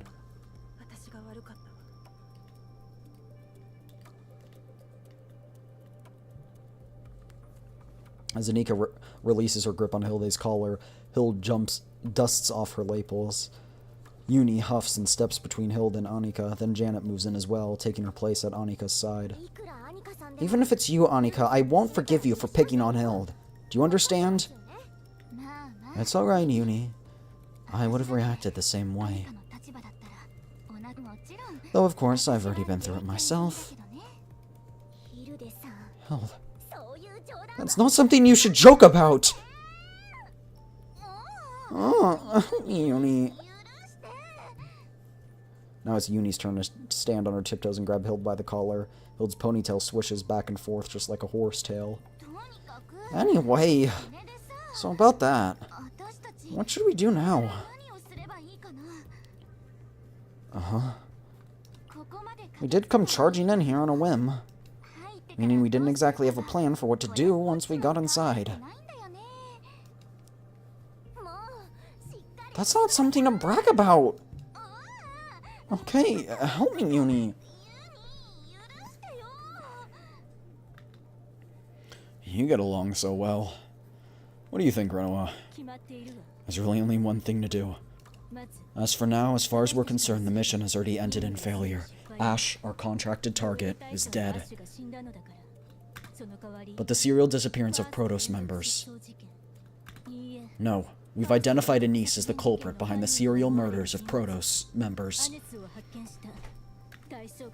If the target is a fellow Protoss like you, Captain, we'll need to request a joint investigation with both the Executive Department and Investigations Bureau. And of course, we'll need you to keep pursuing Anise ourselves to make sure she doesn't flee the planet or commit any further crimes. So in the end, we have to go after her. That's what we have to do. Will you help us, Hilde? What to do? I hate hard work, and we already saved Anika, so our job's done. Hilde, if you say it like that, people will actually think you don't want to. When you've been digging into Anisa's past more relentlessly than anyone... Well, that's... Just say you want to go catch Anise right now. Say you want to sit back and enjoy the ride with the incredible agents of the SS Nightmare doing all the heavy lifting. Who said anything about sitting back? I'm gonna pull my weight too. Charging him blindly is dangerous. If we want to improve our odds, reconnaissance comes first. Reconnaissance meaning... Crime scenes always leave evidence. Let's start by investigating this capsule. In the meantime, I'll ask someone to dig up any recent information related to Anise or the SS Blue Falcon. You know someone? I'm on good terms with pretty much everyone who deals in intel over on the Iron Rain. If you play your cards right, you can land jobs that are way easier and safer than what most people get. Hilde steps up to the capsule first and begins examining the scorch marks from the explosion. The blood spread across the floor like a carpet in the internal structure. Anika, you probably still can't bring yourself to get close, so stay back and rest. Uni, can you help? Why are you making me do that? Anika, come over here. I'll get you some water. Thank you. Let's get moving too. Report anything out of the ordinary. Understood. I feel like Renawa should go back and get treatment. Didn't her ribs get crushed? I'll get moving as well. Wait. Wait for what? You're the captain of the SS Nightmare, right? I'll just call you Captain, if that's alright. I've been wanting to ask a Protoss from the Empire something.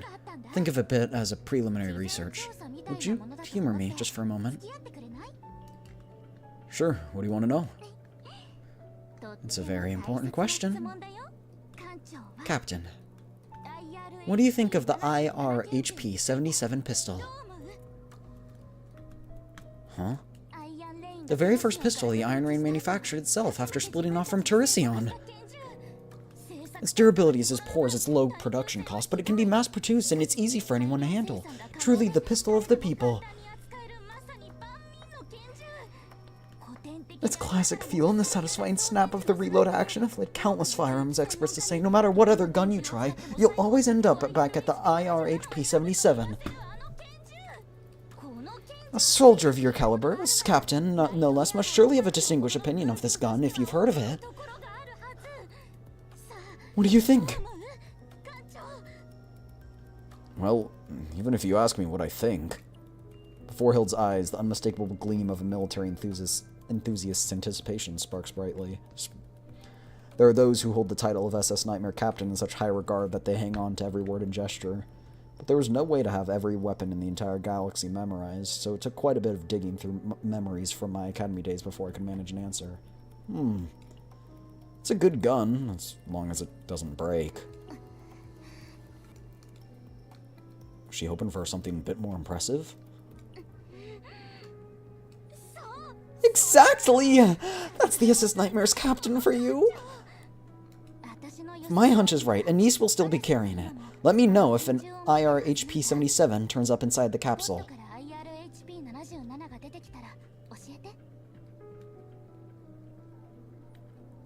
Hilde flashes an inscrutable smile and heads into the capsule ahead of the others.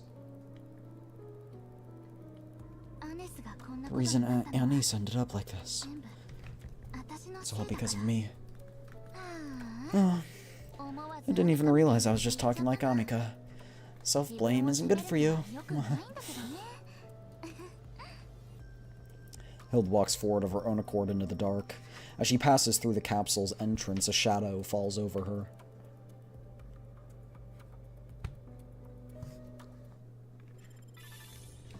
Fireteam Fox is a goated name. Okay, I'm sorry, but I want to see how much time we have left.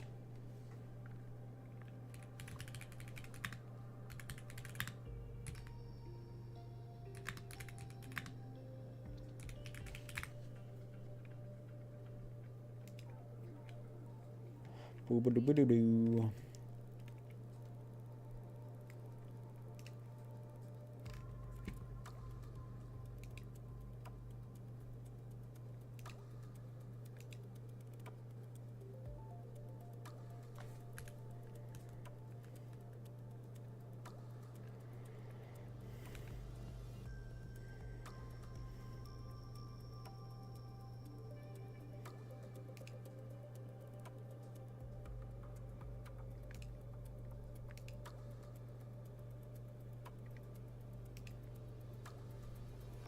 Okay, we're about a third way through.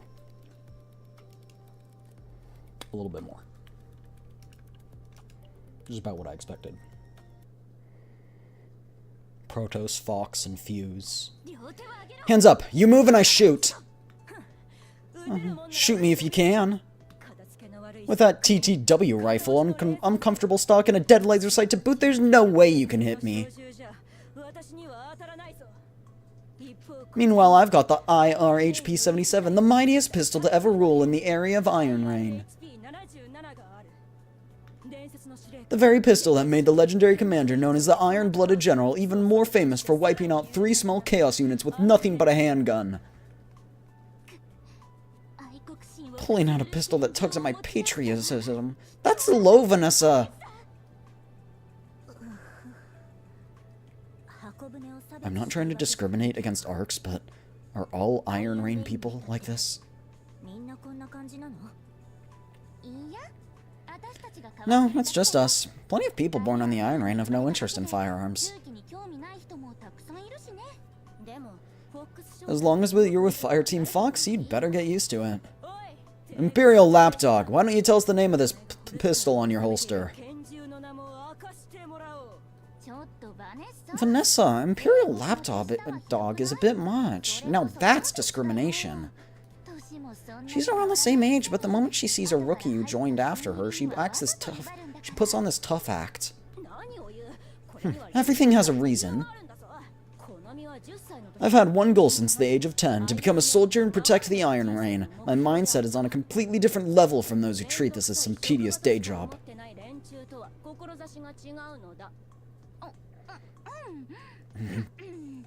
I feel a dry cough coming on for some reason. The fox is known as a cunning and clever animal.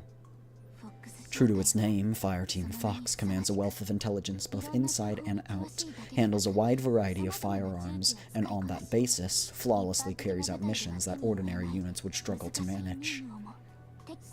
Truly the most capable, exceptional, and outstanding unit around. By my standards, of course. Anise, what are you doing at 10 years old? Don't tell me you already wanted to be a Protoss back then. She didn't exist. Vanessa and I enlisted at the same time. She told me to treat her informally, so I really did. She had an incredible passion for firearms. I was quite the expert on guns myself, but our foundations were different, I suppose. I had deliberately studied just to get through military life well enough, but Vanessa genuinely loved guns for their own sake.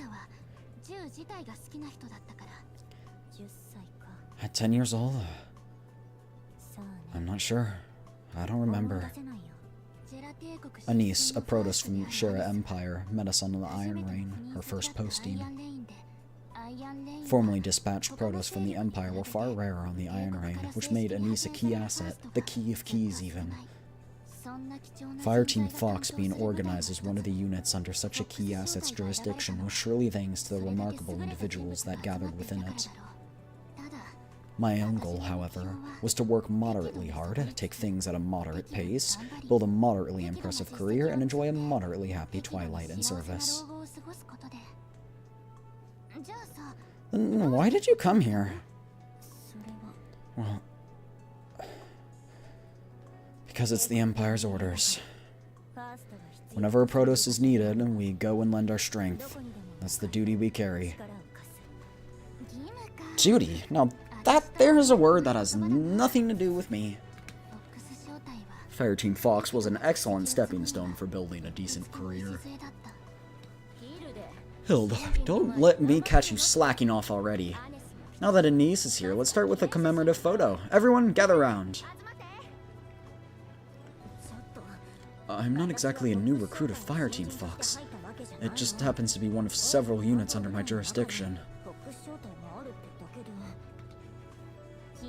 Don't worry, you'll be seeing our faces most often anyway. Soldiers as impressive as us? You'll never find them in any other squad. At the time, she doesn't have her bow. Alright, here we go. Everyone, big smiles. 1, 2.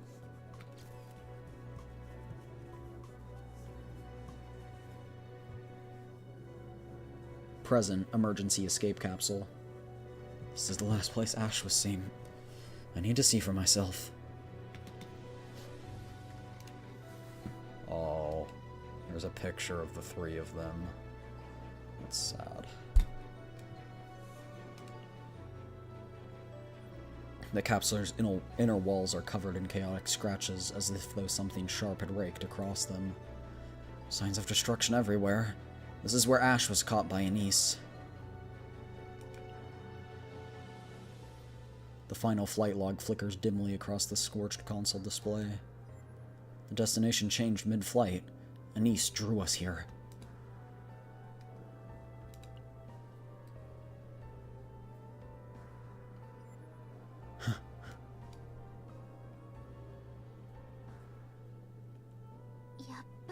I knew you had it.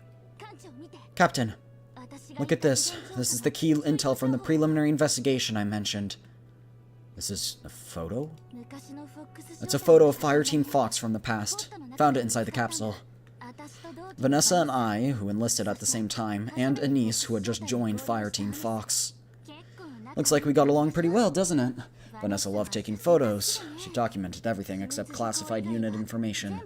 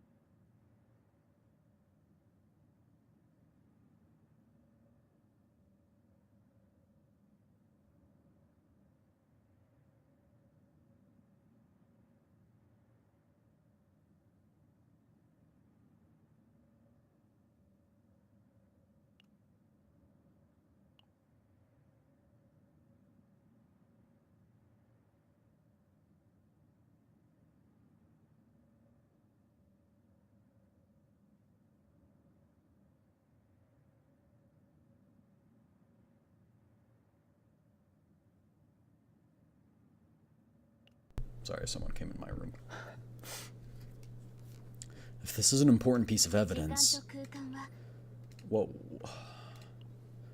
Time and place become clues for interpreting evidence. What happened around this time this photo was taken, and why it was placed in the most visible spot among the capsule's cabinets. Anise didn't blow up the SS Blue Falcon on a whim.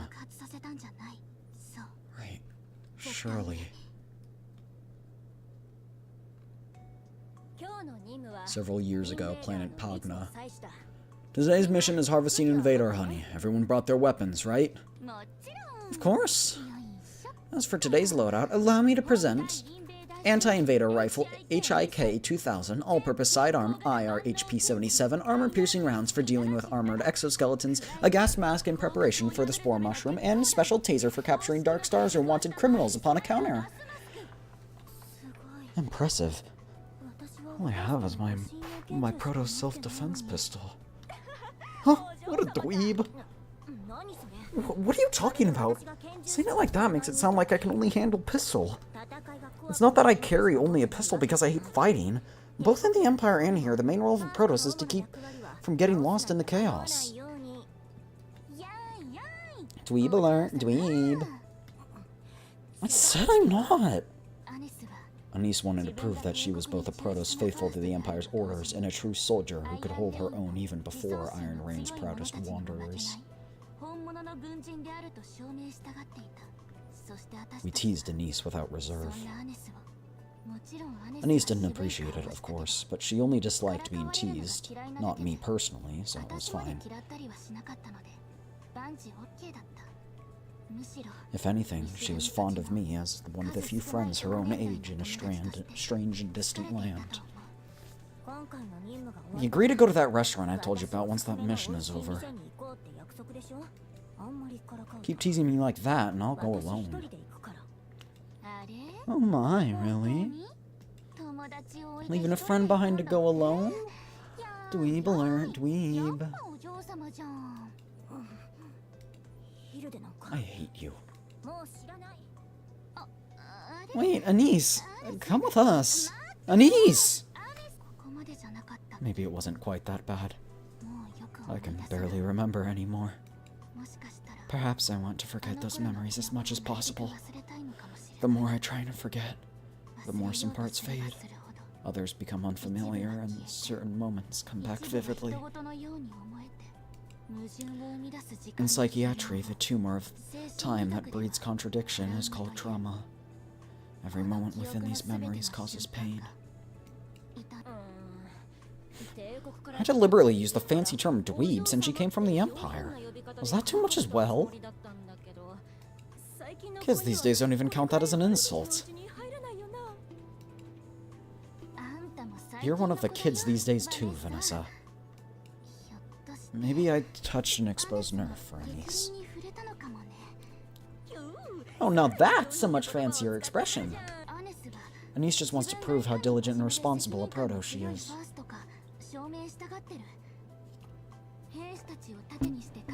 She doesn't hide behind soldiers as cannon fodder. She takes on far more dangerous missions than Protoss from other units.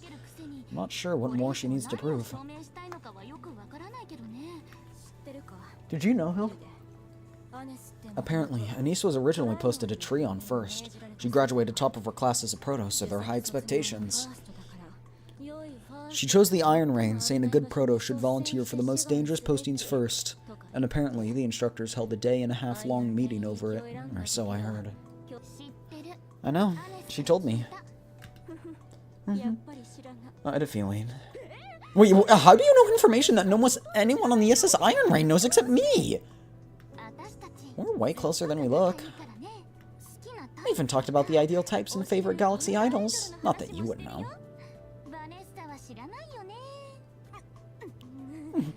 Leaving their colleague out and having fun all by themselves.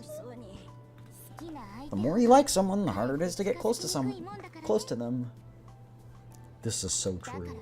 So don't feel left out. I'll head out first, so follow along when you're ready. What? How dare you come up with such a ridiculous excuse? Stop right there!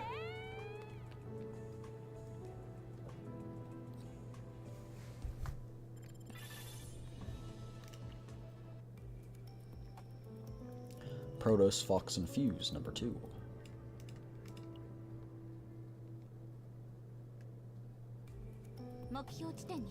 Entering the target area. Invader honey's in good condition, no signs of outsiders having been here.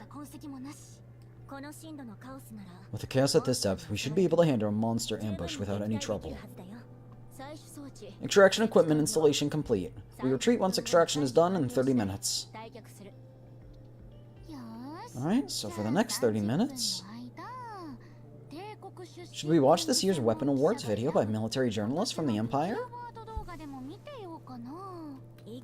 Even if it's safe, isn't that a little too careless? Staying tense just drains your energy. If something unexpected happens, handle it according to the plan. If something unexpected happens, deal with it by thinking fast. That's the virtue of a soldier.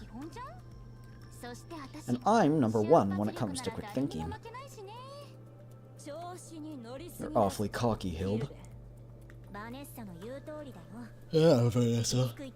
Give Hilde a piece of your mind. Those who've been on the battlefield know how to pull a grenade pin. I'm much better at thinking fast than you, so I'll be the one watching the video. Hilde, go stand guard. Offloading on a colleague.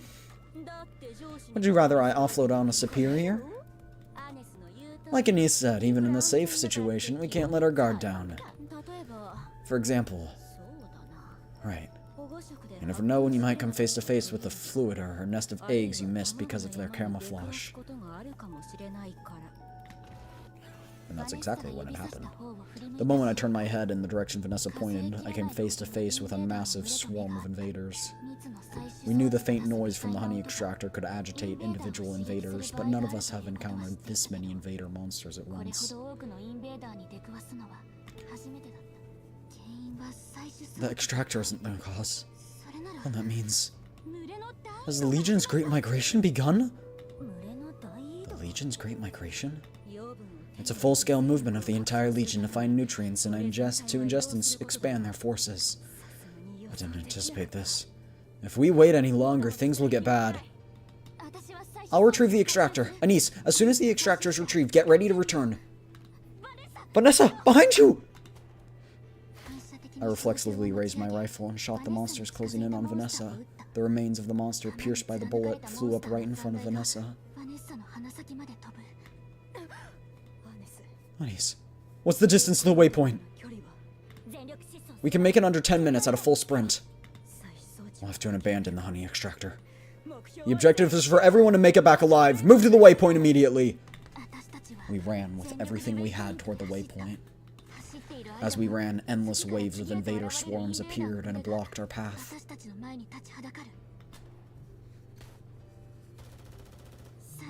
Against an endlessly surging tide, tactics or special weapons were utterly useless. With every pull of the trigger, the gunfire left our ears ringing, and the smell of gunpowder and blood stung our noses. Before long, instead of the crack of a round firing, Anise's pistol was making the hollow click of a slide cycling on empty. Damn! Use this, Anise! I quickly handed the rifle I was holding to Anise and drew my pistol from the holster.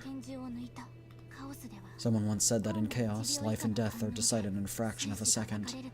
Even as I dropped the monster in front of Anise within 2 consecutive shots, I still believed my judgment was sound. But the monster burst and a chunk lodged itself between the slide and the chamber, disrupting all my plans. The monster was entirely at fault, and I, a perfect soldier, had become the victim of an unfortunate accident. No. That's a false memory I fabricated because I couldn't bear to face the trauma for what it was.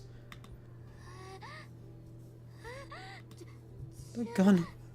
Why is it suddenly...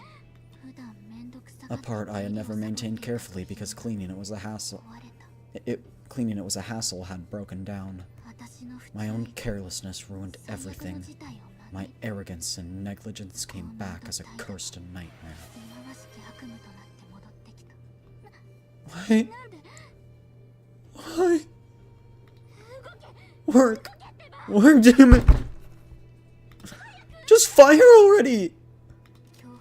I changed the magazine, reloaded, and pulled the trigger, just as the manual taught. The gun made no sound. I changed the magazine again, reloaded, and pulled the trigger. The trigger clicked uselessly on nothing.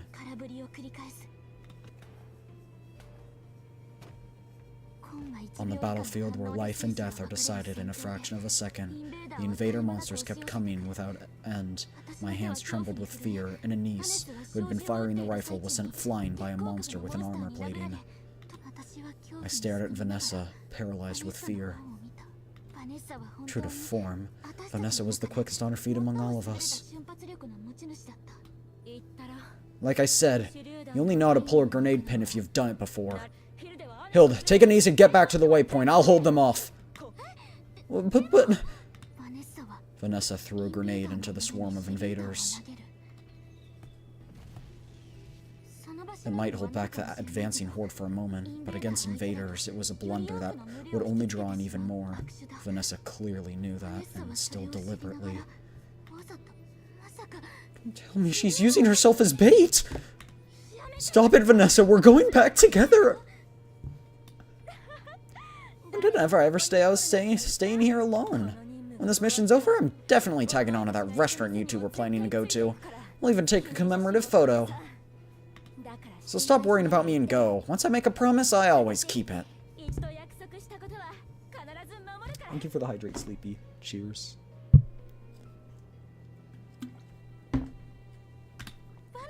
Vanessa! I rushed among the monsters and quickly pulled Anise to her feet. Then I reached into my pockets and hurled everything I had, flashbangs, smoke grenades, whatever was there. Naturally, I had no ability to make out my surroundings amid the blinding light and pale smoke. I just had this hope that, if I did this, the enemies might pass by Vanessa without recognizing her, even if only slightly. And before that, it was simply the instinct to survive that came surging out of me. After running blindly as if wandering through hell, we barely made it to the waypoint, and before even returning, we sent a rescue signal to the SS Iron Rain. But even after reinforcements arrived, even after the invader swarm finished its great migration, even by the time I became the commander of the Fireteam Fox, Vanessa never came back.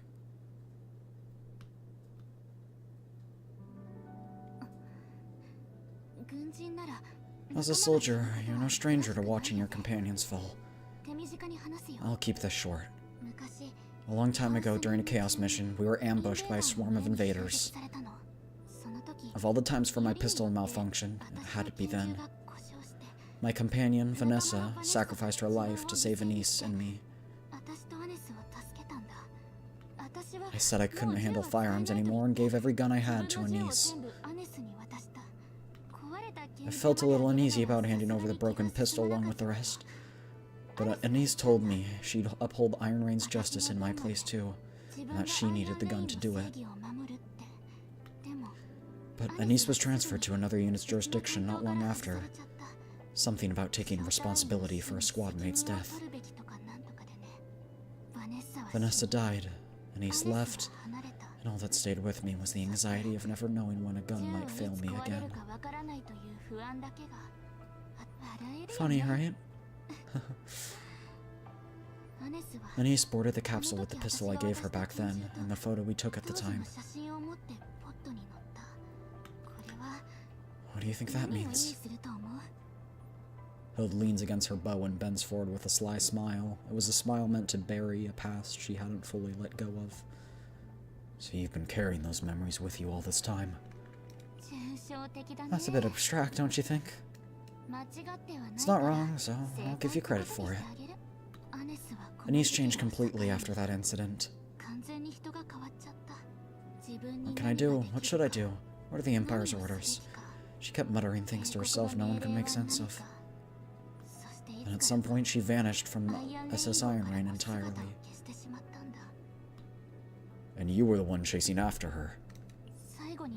Last time I saw her, her eyes were half gone. There's nothing more foolish than letting the past chain you down until you make a mistake.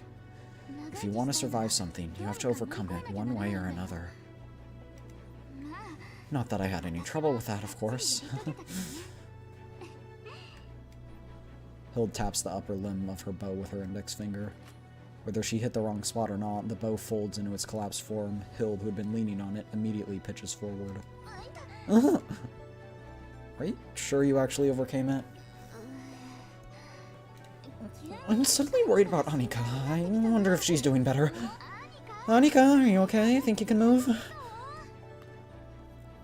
She's running away. Not exactly the most reassuring backup. Will you be alright, Captain? She's still got us out of a tight spot, though. That's true, but... Renoa looked like she had something to say, but was swallowing it down. If those unspoken words had a question mark, it had likely formed at the very same point. If Anise and Hilde were close to each other, then Anise didn't run away. She actually... Anise may have planned to leave the scene all along. We were thinking the same thing. I can tell what you're thinking just from your eyes. And I found this inside the capsule. Renoa hands over a note. Unlike the pistol or the photo Hilde had showed, the sleek black paper is stiff and pristine. This is white letters against a black background. Judging by the ink density and pen pressure, it was written by a human hand. She reads, one by one in order, the letters that Anise must have left behind. A Protos without memories is a being that is restrained. The moment memories form, they desire freedom. The power to transcend restraint and freedom ultimately lies within the Protos. If you want to know, come to the place only we can reach, the heart of discord. This is clearly a message Anise left for you. The purpose is unknown, but the destination is clear. A place only Protos can reach. Let's head to the Chaos Core.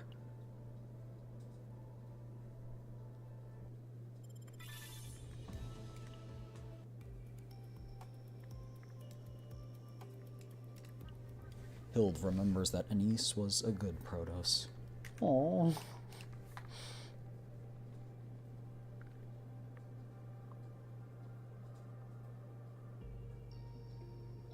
So this is... Oh yeah, that's sad. This takes place, like, it's like a side story, so we can do it, right? I think I'm remembering correctly.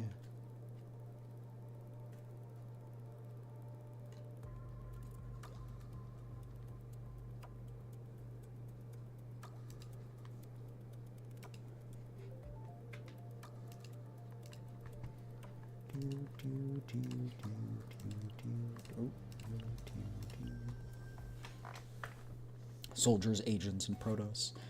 Welcome! First time on an Invader honey harvesting mission, huh? Is this all the gear you're taking? Why? You surprised? Feel free to be amazed. It's the pinnacle of Iron Rain military technology. Anise stared at the equipment in a daze. The plasma claymore, quantum response alarm, and honey concentration meter were all patented Iron Rain products. In the age of cutting-edge technology, why does a Protos still carry a simple gun? Because a Protos already has a far more powerful weapon built in. Weapons that breathe fire and strictly for agents. If a Protos has to ever pick up a weapon like that, it'll mean the battle's already lost. Still, it'd be nice to have at least a backup weapon, just in case. Don't get me wrong, combat's an agent's job, not a Protos' mission. She went through the gear check while introducing each weapon and piece of equipment to Anise. So, what do you think? Think about what? Your first posting! What do you think? Iron Rain? It's surprising. It's even more military than I expected. It feels like an academy's mindset is just baked in here by default. Not everyone is like us, you know. Still, most people here seem pretty tightly disciplined. That's a compliment, right? A compliment? I guess so. Around here, being a true soldier is the highest honor. Even so, not everyone is like me or Vanessa. Plenty of people want nothing to do with the military. They watch movies, go on dates, or have picnics. The idol fandoms here are absolutely massive, too. Idols? You know Uni, right? She's a huge fan of Tenebria. She even made a whole trip to the SS Identity just to catch a live concert. People actually make trips for things like that. Do you like any idols, Anise? Nope. Wow, that was decisive. I figured you'd at least have one. If I had to pick one, I occasionally go to Tenebria's concerts, but not often enough to call myself a fan. I don't dislike music or concerts, but I've never really been drawn to them. They didn't seem useful, so I stopped paying attention. Looking for practical value in music? You really are one of a kind. Do you like idle music, Hilde? I'm not sure. Honestly, I'm in a similar boat. If there were 48 hours in a day, I'd listen, but as you can see, there's a lot to get done. That said, being too full of indifference means falling behind, so I'm planning to go to a concert with Vanessa in uni soon. Vanessa absolutely loves idols. She says the idols are the greatest remedy human has ever created, or something like that. She was so adamant that I figured I'd just give in this once. Anise looked at her steadily. You all get along really well. Vanessa's a great friend. I don't think there's anyone else that's as proud as she is to be a soldier. I see. I've never met someone like that. Really? I always thought Protoss were the epitome of responsibility. We have rules set out for us, and all we do is follow them. We don't really choose things for ourselves or cherish them. There are plenty of Protoss who just obey without a second thought. Being a Protoss is an extreme job. Your death could come at any moment. If you start thinking about all that, your head might just explode. Time always flies when we're chatting. Alright, inspection done. Why don't we treat ourselves to a sweet little break before this sortie? It's good to eat a solid meal before a sortie. Honey harvesting missions have especially short rest windows. She handed out instant coffee, ration hardtack, snacks, a chocolate bar, and some candy. Anise accepted them without a complaint. Thanks. Normally, special meal would be served about this time, but we've been so busy we haven't been able to give you a proper welcome. Either way, congratulations on joining Fireteam Fox, Anise. Once the mission is finished, I'll fix that. Is it really okay for me to tag along? What are you talking about? You're a core asset to Fireteam Fox. Alright. These crackers are good. Those aren't crackers, they're hardtack. Haven't you had them before? The Empire's combat rations come in a much more streamlined form. Fair enough. Iron Reign's a bit old-fashioned compared to the Empire. Anise polished off not only the hardtack, but the star-shaped candy, instant coffee, and chocolate bar without hesitation. How did you end up all the way out here with a rough-and-tumble Iron Reign, Anise? We have higher casualty rates, and Protoss performance scores are noticeably lower on missions. Protoss like you usually have no reason to come here. Did you fail at the Academy and come here to make up for it? No, nothing like that. I volunteered. You don't have to make excuses. It's an open secret that Iron Reign is a post for washed-up veterans and a dumping ground for Protoss Academy washouts. Not that I give you a hard time for your grades. You're the most of any Protoss I've ever seen. I graduated top of my class. Impressive. Huh? What did you say? I graduated top of my class. I was originally on standby for assignment to Treon, but I requested a transfer to Iron Reign. You're kidding, right? There's no reason to pass up a cushy post like Treon to come here.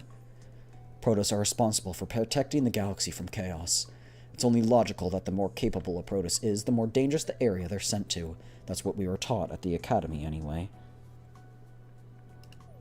Well, straight out of the Academy textbook. And you actually followed through on it, too. If I were you, I'd have gone straight to Treon and stayed flat on my back until retirement. The survival rate of an entire unit depends on what the Protoss does. It's only right that the most capable Protoss goes to the most difficult and dangerous place. With great power comes great responsibility. Suzzj. Hold on, you can't just drop a legendary line like that so casually. Say things like that and in great power might just be followed with even greater problems. Though, I don't think that'll happen with you. The strongest trees are the ones most likely to snap. Maybe this was when she began to worry about Anise and her overwhelming sense of duty.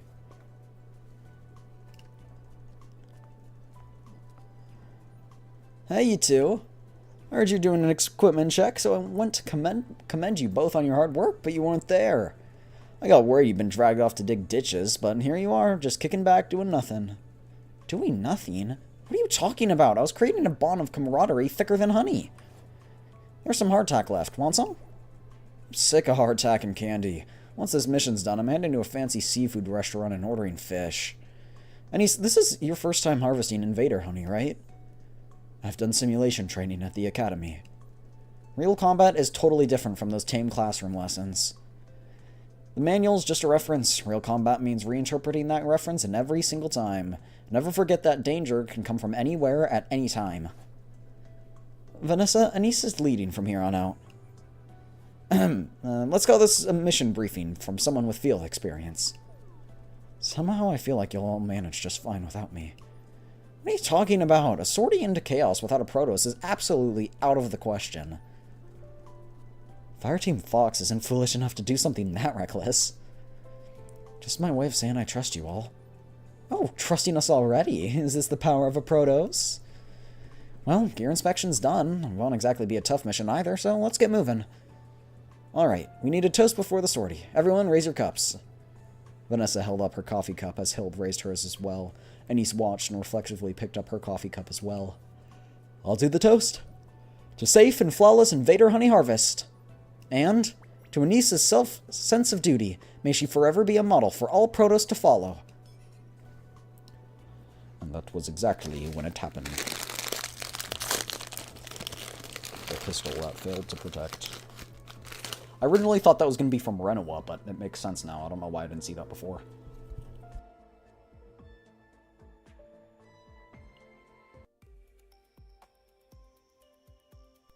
Purpose and duty.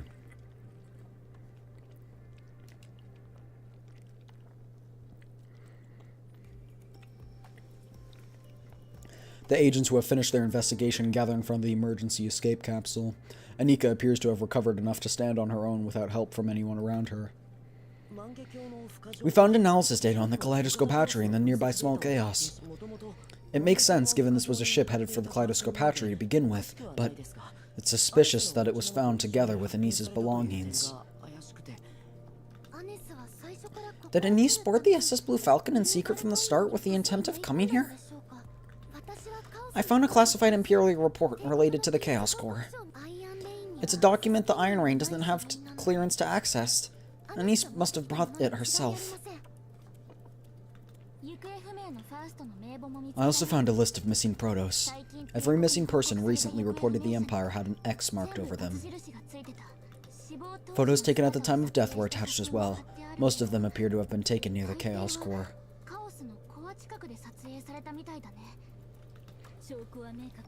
The physical evidence is clear. The most likely location for Anise to have moved is somewhere near the Chaos Core. Even if she's not in the vicinity, once we purify the core and clear out our line of sight, we can continue tracking her. Because it's a small chaos, the purification itself shouldn't be a major issue. Right, Captain? Purifying the chaos and ascertaining Anise's identities are our two top priorities at the moment. However, we need to be careful about engaging Anise in a direct confrontation. I don't think we'd win. If we fight the same battle as just now, we'll be wiped out. If we stall long enough, reinforcements from the Iron Rain will arrive. Our objective is mobility and reconnaissance. We move with haste. Keep that in mind. If we take too long and lose Anise, it could cause an even bigger problem. I'll be careful not to get in the way. We're the Buffalo Bomb Squad, after all. We've got to contribute at least a bomb. Mighty Fireteam Fox will be right here with you, too. Leave the invaders to me. I'll take down any monsters perfectly.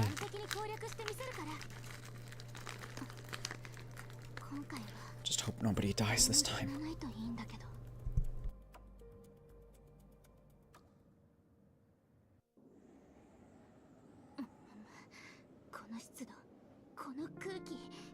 This humidity. This air. I've got a feeling! 3 more steps and a hidden enemy will pop out. Ta-da! Really? But I don't see anything.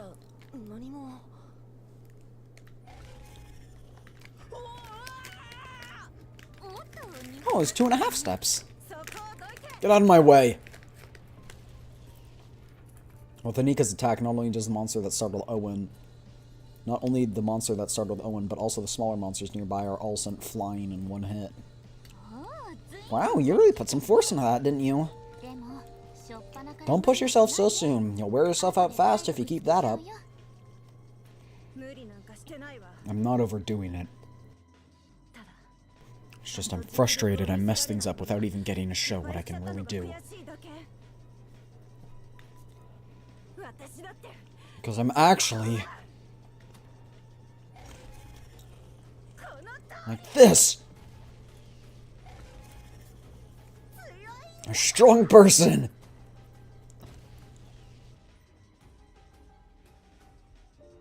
Every time Anika swings her weapon, monsters are swept away in an explosion.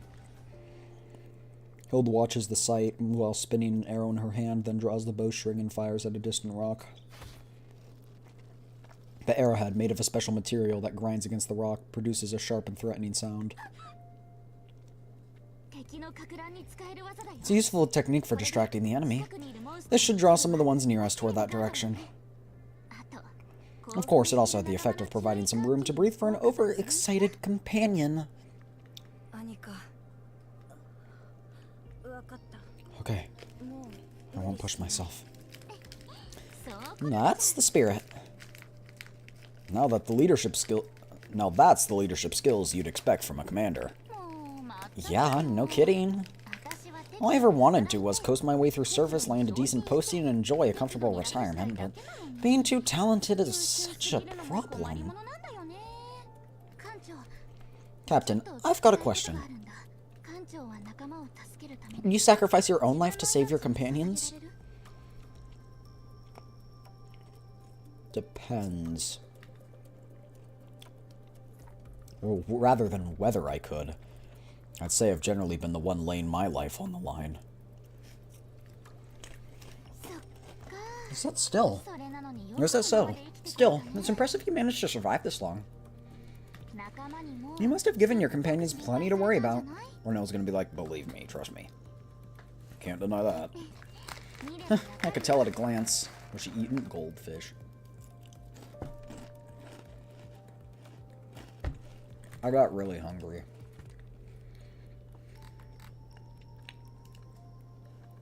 Goldfish are so good.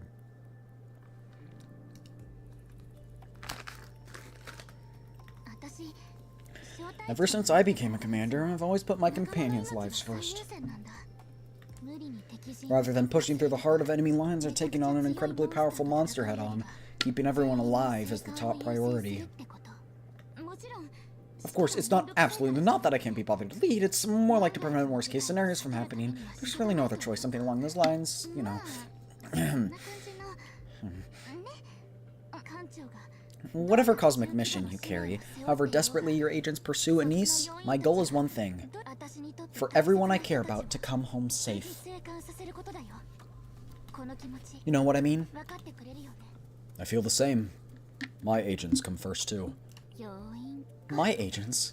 The way you say it, it sounds like you've left yourself out entirely. Let me ask you one more thing. The other Protoss on the Iron Rain are all scrambling to save their own skins, but you're nothing like that.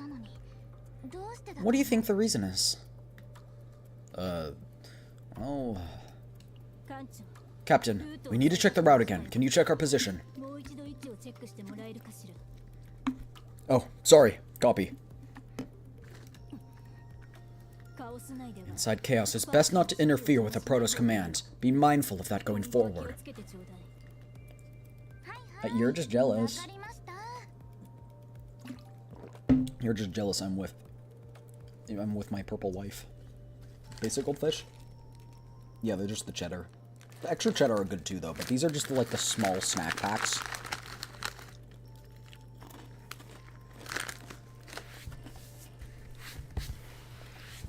And they're goated.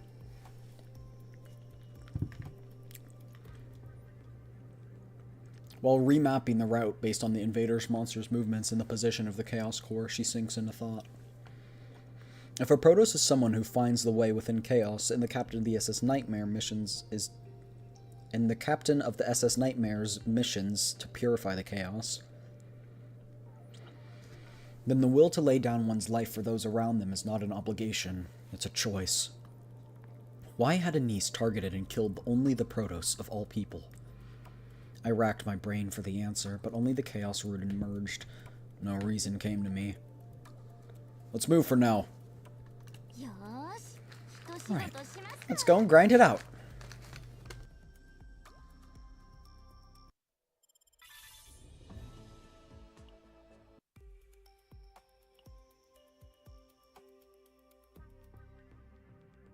The Iron Rain agents showcase the results of their training.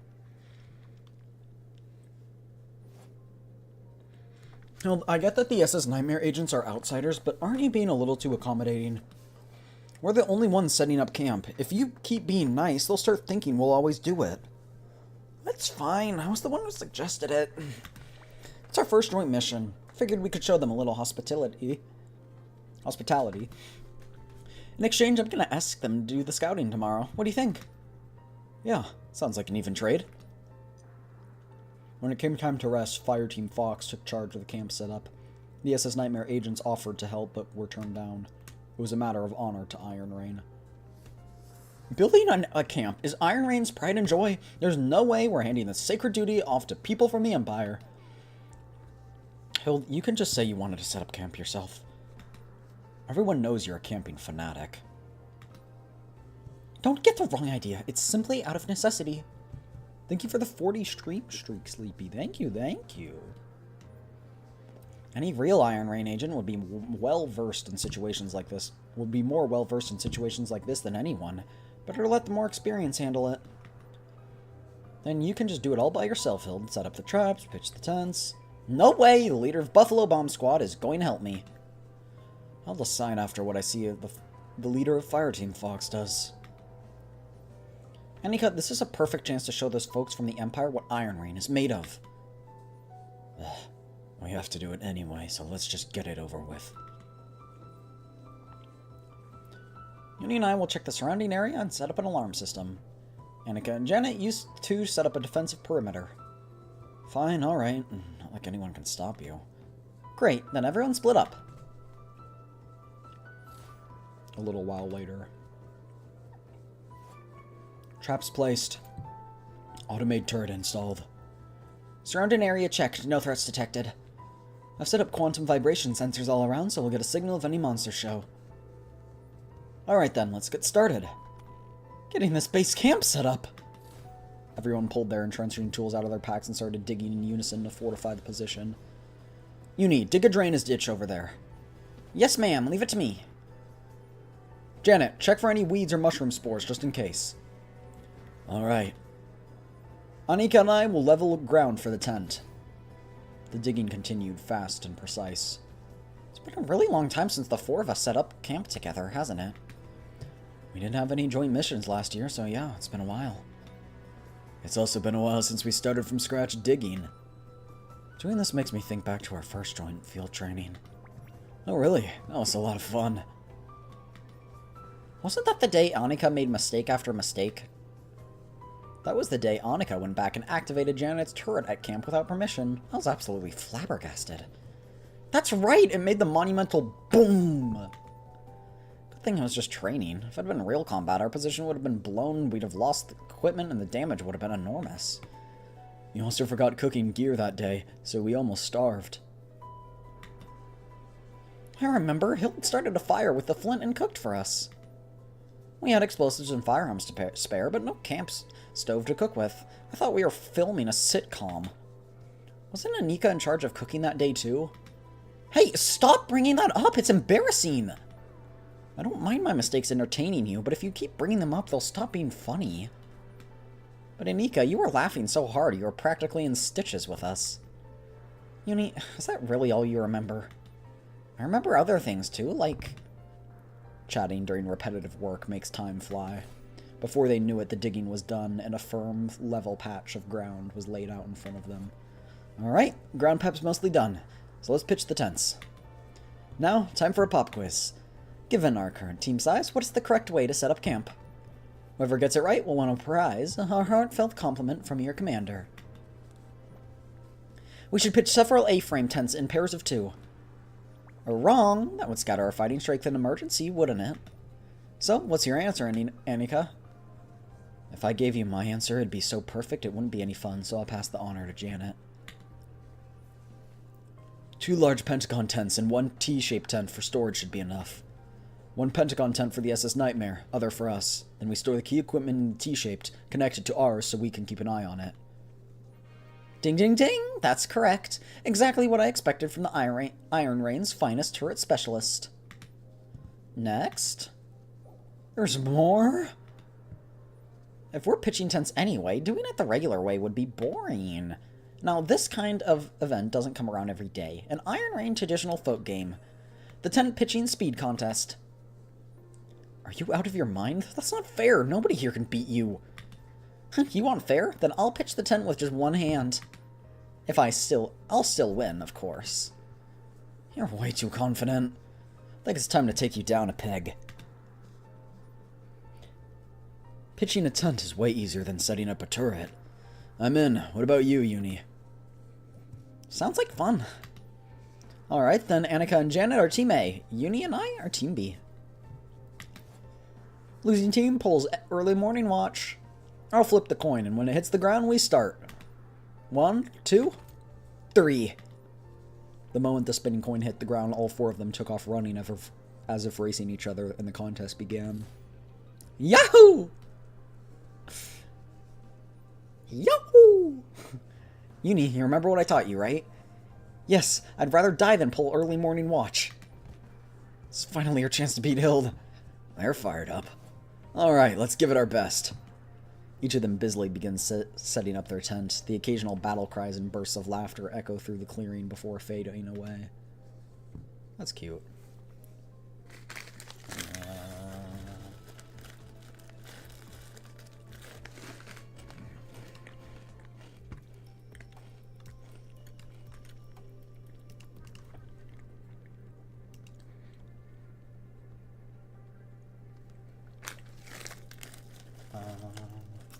More goldfish.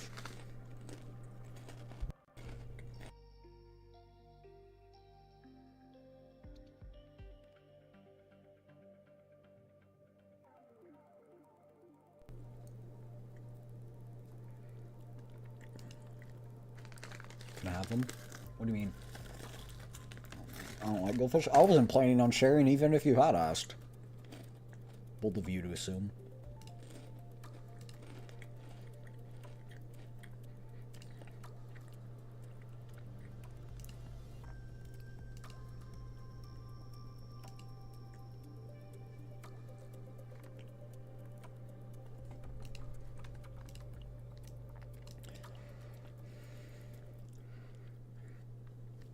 Commander Hilde.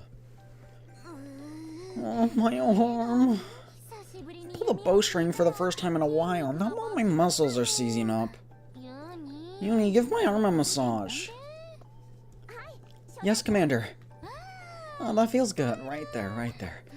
The spot you're working on right now is the best. Oh, it hurts!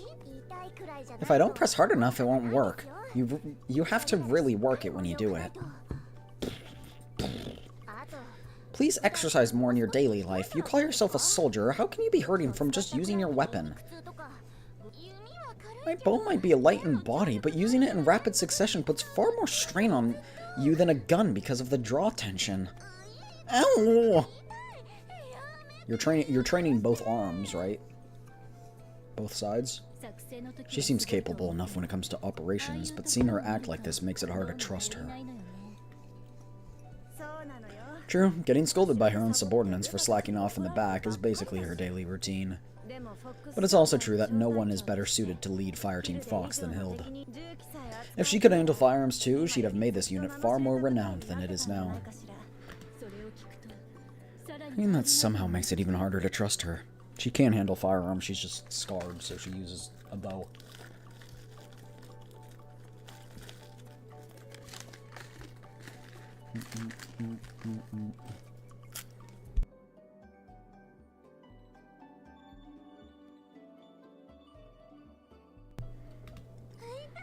It hurts, it hurts! Captain, you massage me instead, I can't trust Uni. And you can trust me. You do better than her. Come on. Ow! Ow! Hilde holds out one arm and stamps her feet, hammering up the pain. I take her wrist and give it a quick look, but her baggy sleeve's in the way. I figure massaging with my bare hands won't do much good. Right. It'll be hard to do a massage with an outer layer on. I'll just take it. I had absolutely no trouble at all. Captain, if you have time to massage someone else's arm, take care of yourself first. His arm is pulled by Uni and mine by Renoa, and we're dragged off in opposite directions. No! They're trying to separate us! No! Help me, Captain! I don't really mind, but... Captain!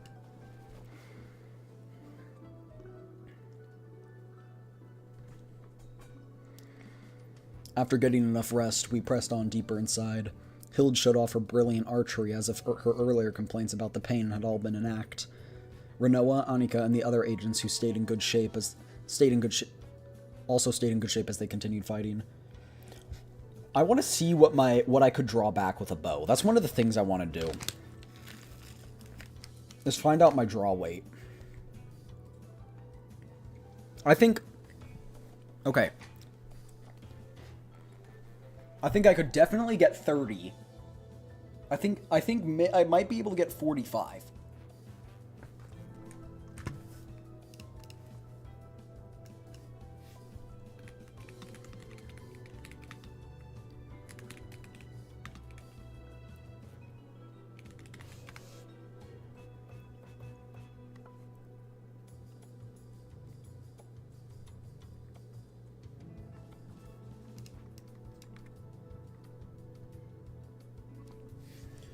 What is the average draw weight?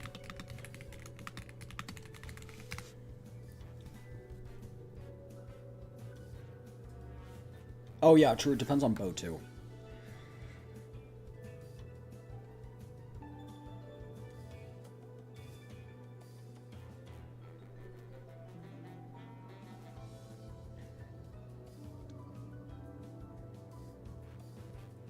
I like to think I could do...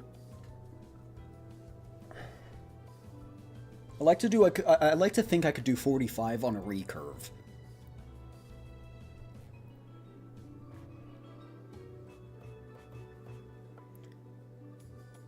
Yeah, and like I know the form. You like raise it over your head and then pull back using your shoulder, or not your shoulder, your lat, right? So you're going... I want to try.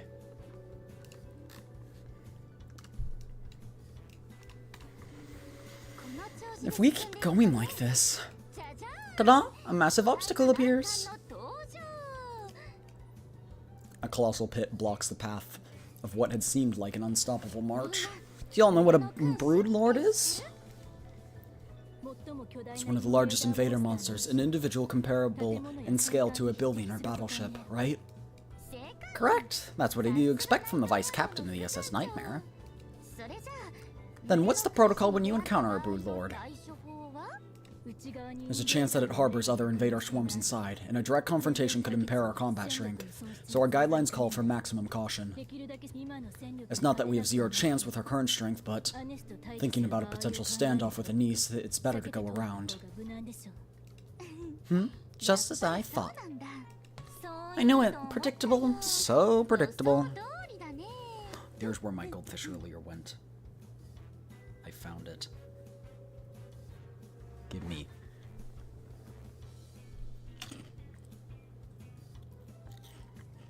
That was probably unsanitary. Do you have some kind of trick up your sleeve? Ah, it's nothing. It's a method anyone can use once they learn it. Commander, you're clearly thrilled even though you're pretending not to be. This is your moment to shine. What are you talking about? I'm simply trying to get through this obstacle efficiently.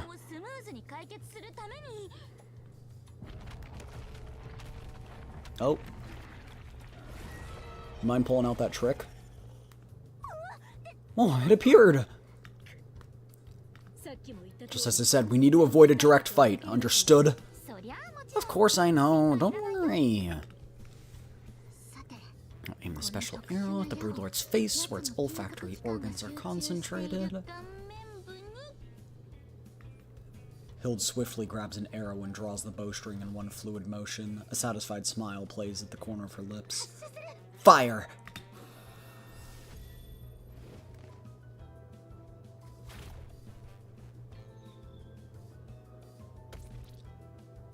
think that was a small little peck.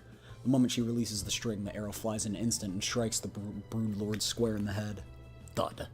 The arrow drops limply, and the Brood Lord turns to look at Hilde, its countless legs writhing. Did you miss?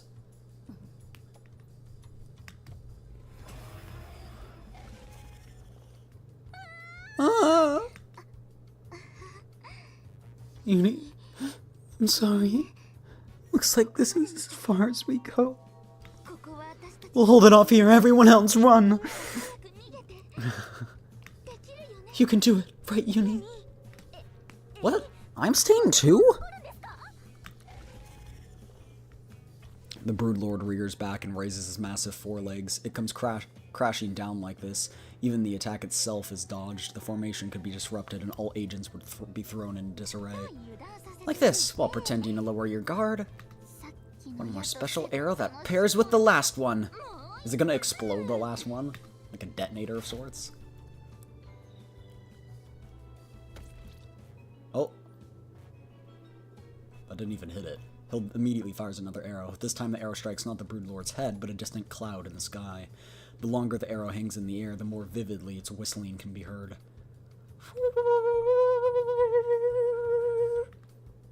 Thud. The arrow just flew off into the distance?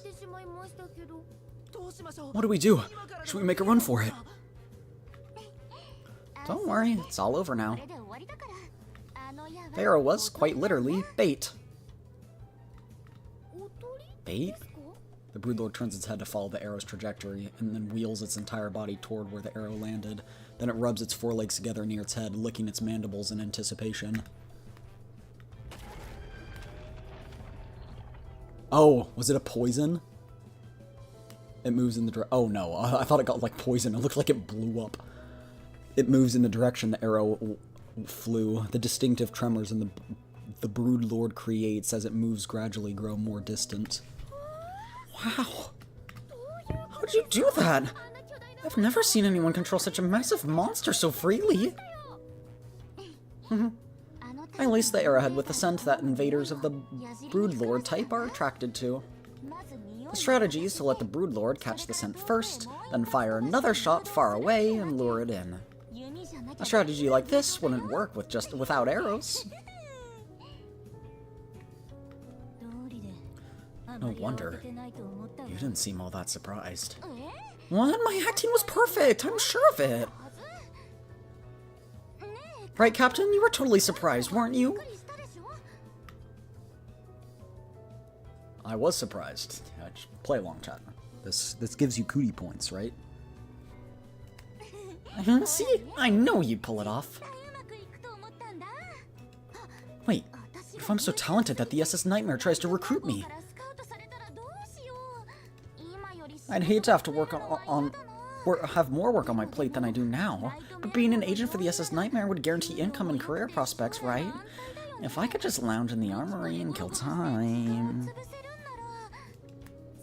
We wouldn't take you, stop dreaming. Hilde walks away, leaving Renoa staring after her with displeasure. Her slender waist moves flexibly beneath the folding bow she has equipped on her jacket. Her retreating figure, like a fox swishing its tail to throw the battlefield into disarray, reminds me once more of where she belongs. In my arms! Boom!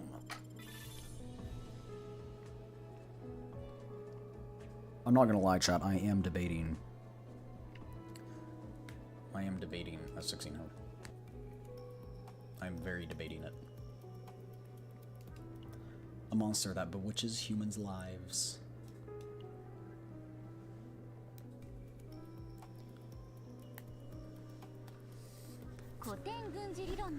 There's a concept in classical military theory called depth. It usually refers to the distance from the front line to the rear, but it shouldn't be thought of as a mere spatial concept. A power concept as well. Time, space, resources. Depths exist in every dimension, and one must assess all of them to lead their forces. In that sense, this is my favorite opening. BF4. The London system. You make stable use of space, avoid burning resources with reckless attacks, and draw your opponent into reaching their operational limit first. The London system.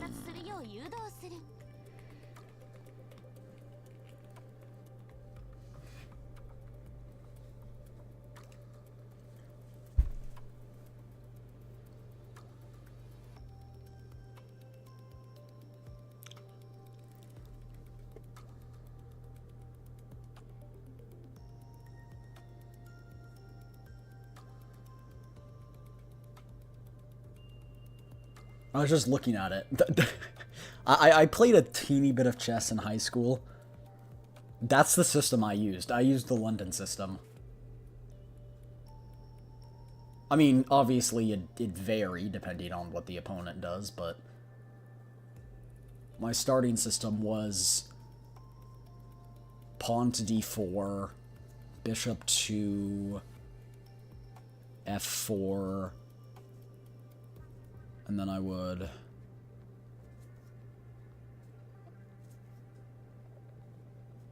it depends on what. I'd either move the pawn up and the bishop out, or I would use the hunts. I'm calling it the hunts because I want to. I'd develop the hunts, the one on the right side, the one on G1, to protect the pawn. No, don't get me wrong, I was terrible at chess, but I did play it a little bit. That's why I was like, London system, I was like, that sounds familiar. It's from that. So you're saying you'll move in step with my next move. Is that a little mischievous of me? Looks like I'll need to push hard. You really don't hold back, do you? It won't be easy to break through without a serious attack, so give it your best shot. I played chess with Hilde while we made our way to the destination.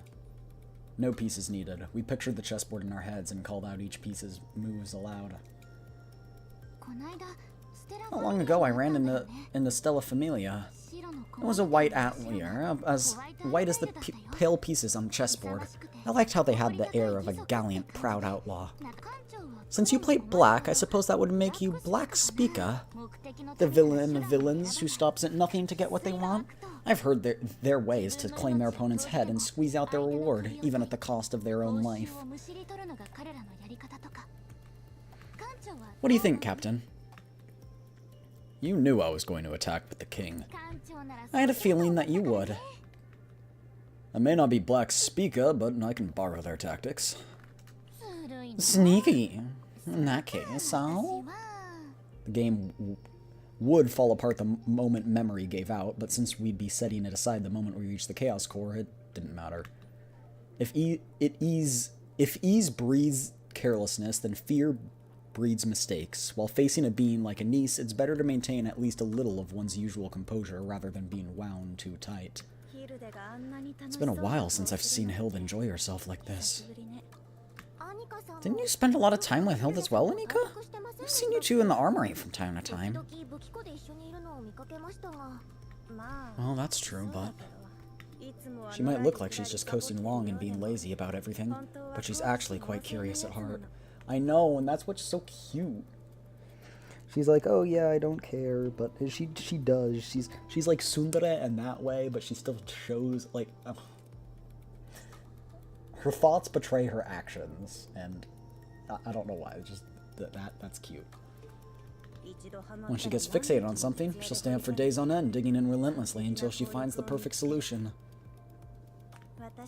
So hanging out with me has just become old news to her, after everything I've done for her. Anika, stop moping around like this isn't like you. Not really my place to say, but times like these are exactly when it's best to carry on as usual. Janet? Suppose if I keep this up, I won't even be able to swing my weapon properly before I collapse. Alright. Let's try to cheer up. Captain, play with me too. You can handle two opponents at once, can't you? Anika. I've never tried. Oh, so you were secretly jealous while pretending not to be. Or has Anika taken an interest in the captain, too? I've always been a better match with someone like the captain than you, honestly. Huh? That's not fair. Captain, now that Anika's joined in, don't expect any mercy, so brace yourself. Incredible. I can't believe this. Hilde, Anika, go check on those mushrooms up ahead. Mushrooms?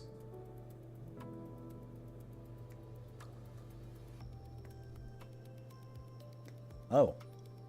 Where Renoa gestured with her chin stood a mushroom towering 3 or 4 times taller than a person.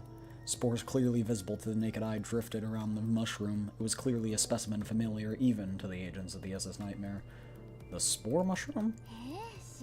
Oh, you know your stuff.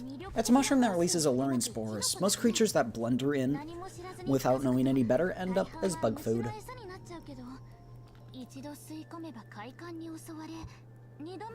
One whiff and you're flooded with euphoria, 2 and your mind lights up like a flash, and the 3rd leaves nothing but wretched discomfort and frayed nerves. A truly magical powder.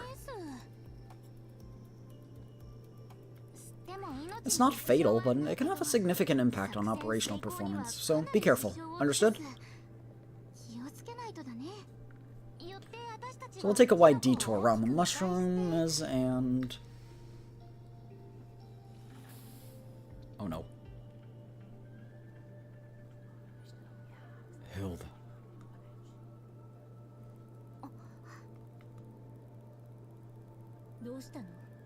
Why are you standing like that? Just now. Didn't you hear Anisa's voice? What do you mean? Anise wasn't... Captain? What did you just say? Huh? I didn't say anything. Not just Hilde and Renoa, every agent in the vicinity glances around at the empty air. Each of them vividly hears a different person's voice, and it wanders in search of its source. Only the massive spore mushroom, the hazy mist of spores, and the low drone of the insects can be detected. Huh, I see. An invader monster that lures humans in using compounds similar to spores. Don't tell me. Already. Following the source of the insect sound step by step, a voice comes through, too clear to dismiss as a hallucination conjured by a monster. I love you. Whoa. Captain, I love you. Remember me.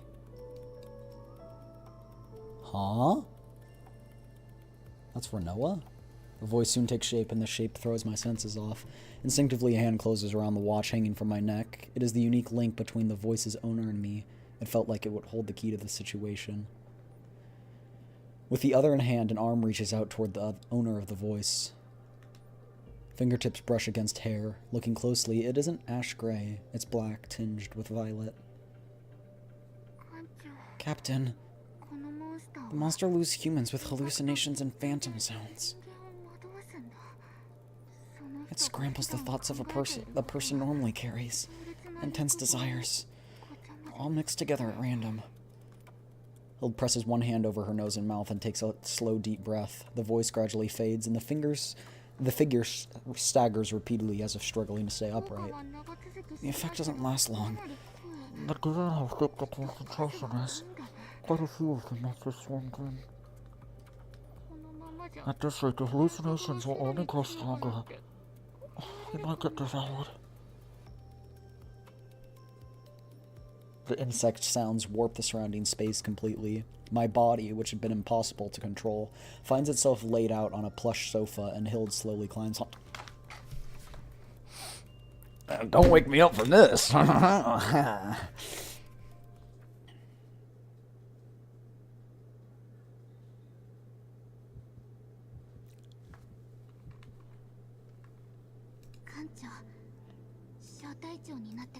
Captain, there's exactly one thing I consider the most important since I became a commander.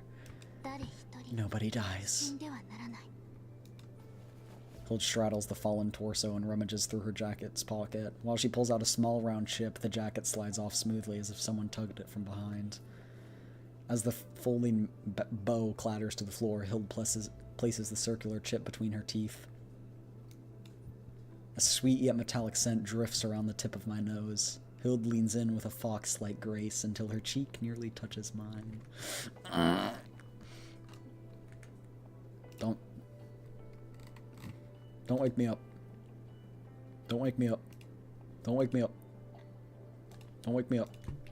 I don't want to wake up. Captain, never sacrifice yourself. Captain, leave your body to me. Are you listening, Captain? You have to survive. I love you, Captain. I love you. Remember me. Wait, is she gonna disappear or something?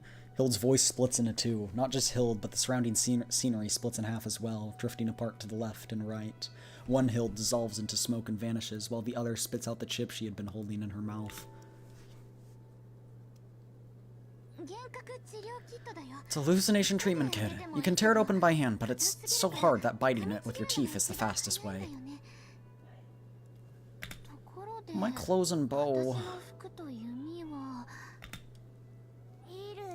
Well, me too. Anika's jealous. Just as I thought, it was you, Anika. Come on, snap out of it. We can't end up as bug food here. Are we gonna have like a special connection to Hilde? Mark my words, if we do, she's getting all of my Omega codes. If she becomes, like, canonically important to the captain and important in my heart, then nothing will stop me.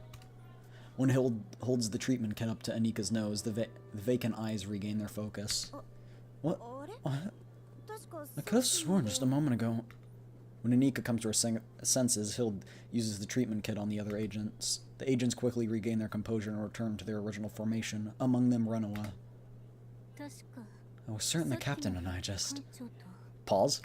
Do elaborate. Do continue. Do continue. For a while, she couldn't meet anyone's eyes for some reason, but she soon fully came to her senses and returned to her position. Without the treatment kit, we would have been trapped in our hallucinations for far longer. If that had happened, we would have become prey for those things closing in on us right now. Whoa. It's a bug, and a bug inside of a bug. Is that its mouth? Is the bug inside of the bug's mouth? Yeah, no, it's like a tongue. Why is the bug's tongue another bug? Gross. Captain, give the order. Don't push in recklessly. Use the space to fight. Got it. Yes, we're getting her. I want to use the ult.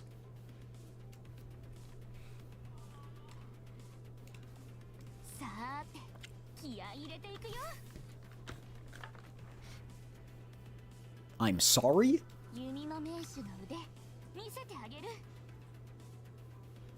That's crazy. That's crazy.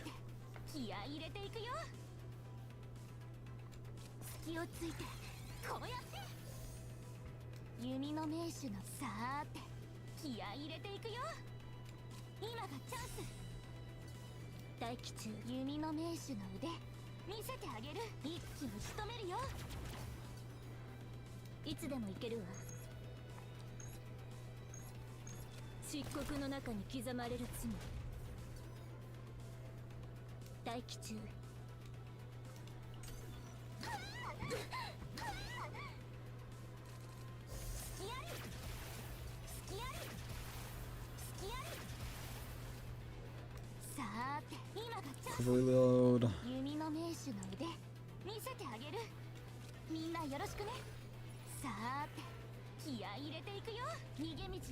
Oh!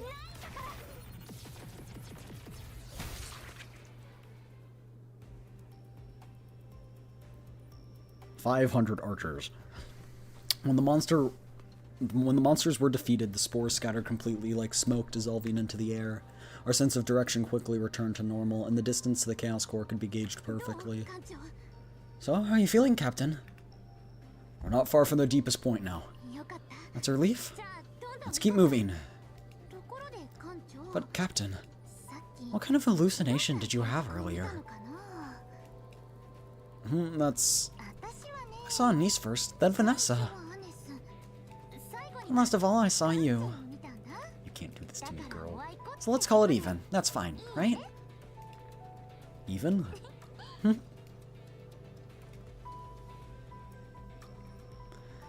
Hilde pretends to bite the treatment kit like in the hallucination, then strides ahead as if swishing a tail behind her. Oh, she knew? Wait, she knew? That's funny.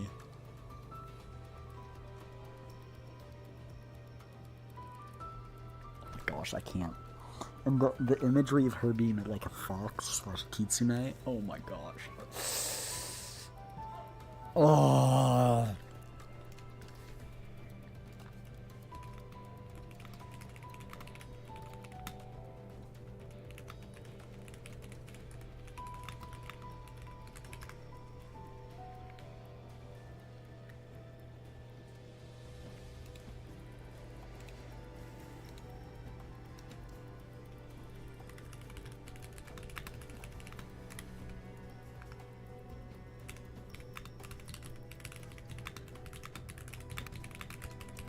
I'm trying to see how she compares to other E6 characters.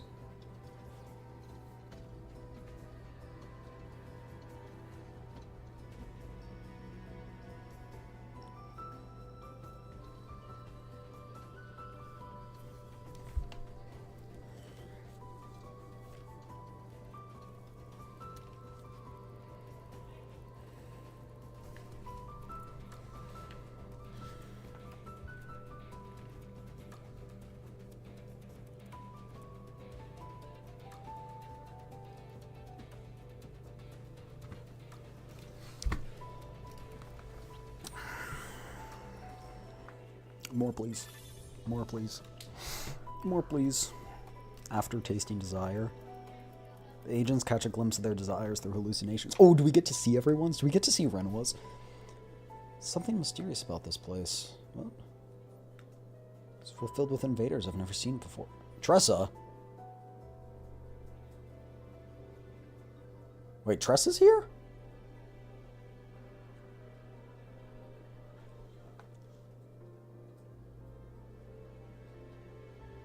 I thought it was Ray. Oh, Ray's here too. Okay, we just didn't have Tressa in the park. Okay. Everyone, stay sharp. No matter how beautiful it looks, we're still inside chaos. Can't believe Ray's saying that. Sounds like Renoa. I can be serious when I need to be. One wrong move here and your life's on the line. Is this a hallucination or what? I was momentarily distracted, that's all. That Rabagaga. The Rabagaga? Rabagaga? Rabagaga? Rabagaga? What the freak is a Rabagaga? I never thought there would be a monster that could charm people. If it weren't for Hilde, things could have gone very badly. What was that strange hallucination anyway? Well, told me that apparently the Rabagaga emits a special substance that materializes a person's inner desires into sensory experiences. So that's why those strange visions appeared in front of us. I would like one of those in my house. I was surprised too. I was so happy that all my bad luck vanished just to find out it was all a hallucination. I'm a little disappointed as well. It would have been nice to experience it just a little longer. Sounds like everyone had a unique experience. My mind started blurring, then suddenly I smelled fresh, clean rainwater. You just want rainwater? For me, it was coffee. Wait, huh? Everyone noticed a scent first, okay. Faint earthy smell of grass mixed in with a hint of soil. Everyone smells something? For me, the first thing was the overwhelming smell of fresh-baked bread. I looked it up, and apparently the first sense triggered by Rabaga's hallucination differs. It's supposed to vary based on the person's emotional state and level of cognitive ability. Does that mean we're all on a similar level? Hold on. It says here in the next section... Oh, here it is. Let me read it out loud. In the case of humans, regardless of intellectual level or ethnicity, there's a tendency for the first sensory organ to respond to be determined by the age group. For adolescents and young adults, the sense of smell is the first to respond. Oh, it's because we're all around the same age. It also says for those who are seasoned members of society with accumulated experience, it is primarily the sense of hearing that responds first. Which one of ours responded first? Right, hearing. Is the next sense you experience also similar for everyone? What does it say? Most people begin to see visual hallucinations, and then the senses become charmed by the projection of their desires. Shoot, they really knew my desires. So from that point on, you're completely captivated? What'd you experience, Ray? I saw Coco. Coco? I mentioned it before, the character that's super popular right now. They made all kinds of collab keychains and plushies. Oh. Character with the strange shape. Is this enormous Coco plushie just sitting there in a cafe with the smell of freshly baked bread? It waddled over me and gave me a hug. It was so cute.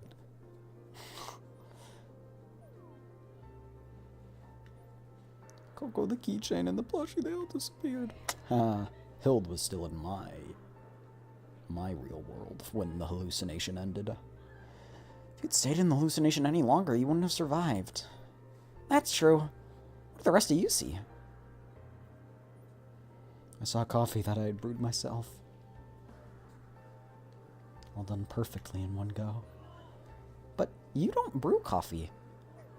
I've always had such bad luck. Aw. I gave up on it entirely, but it was a perfectly brewed cup of coffee that had dodged all my bad luck. Everything was exactly right. I was so amazed that I tried again and it came out just as perfect, which was also a surprise. So I placed some buttered bread and coffee on a tray and carried it to the table. And then I accidentally dropped the bread. Oh no! But as luck would have it, the bread landed right in the sugar bowl, and the outside got coated in sugar. On top of that, it landed buttered side up. That's when I started to feel anxious and thought to myself, wait, what? Is this a dream? And sure enough, it was just a dream. Sad. Everyone saw such interesting things. Mine was pretty plain. What did you see, Mika? What did Owen see? I saw myself reading books. Oh, it's like her lobby art. There was an outdoor library open in a park, and they had first edition Foundation for Saving the Galaxy. I've always wanted to find an old paper copy of that book and read it one page at a time. I was sitting in the park reading it when it suddenly started pouring rain. The sky was clear, but rain came pouring down and the book got soaked. But it didn't get wet at all. The feeling of reading a book in the rain, listening to the sound of falling, it was truly magical. Sounds like a very Mika desire.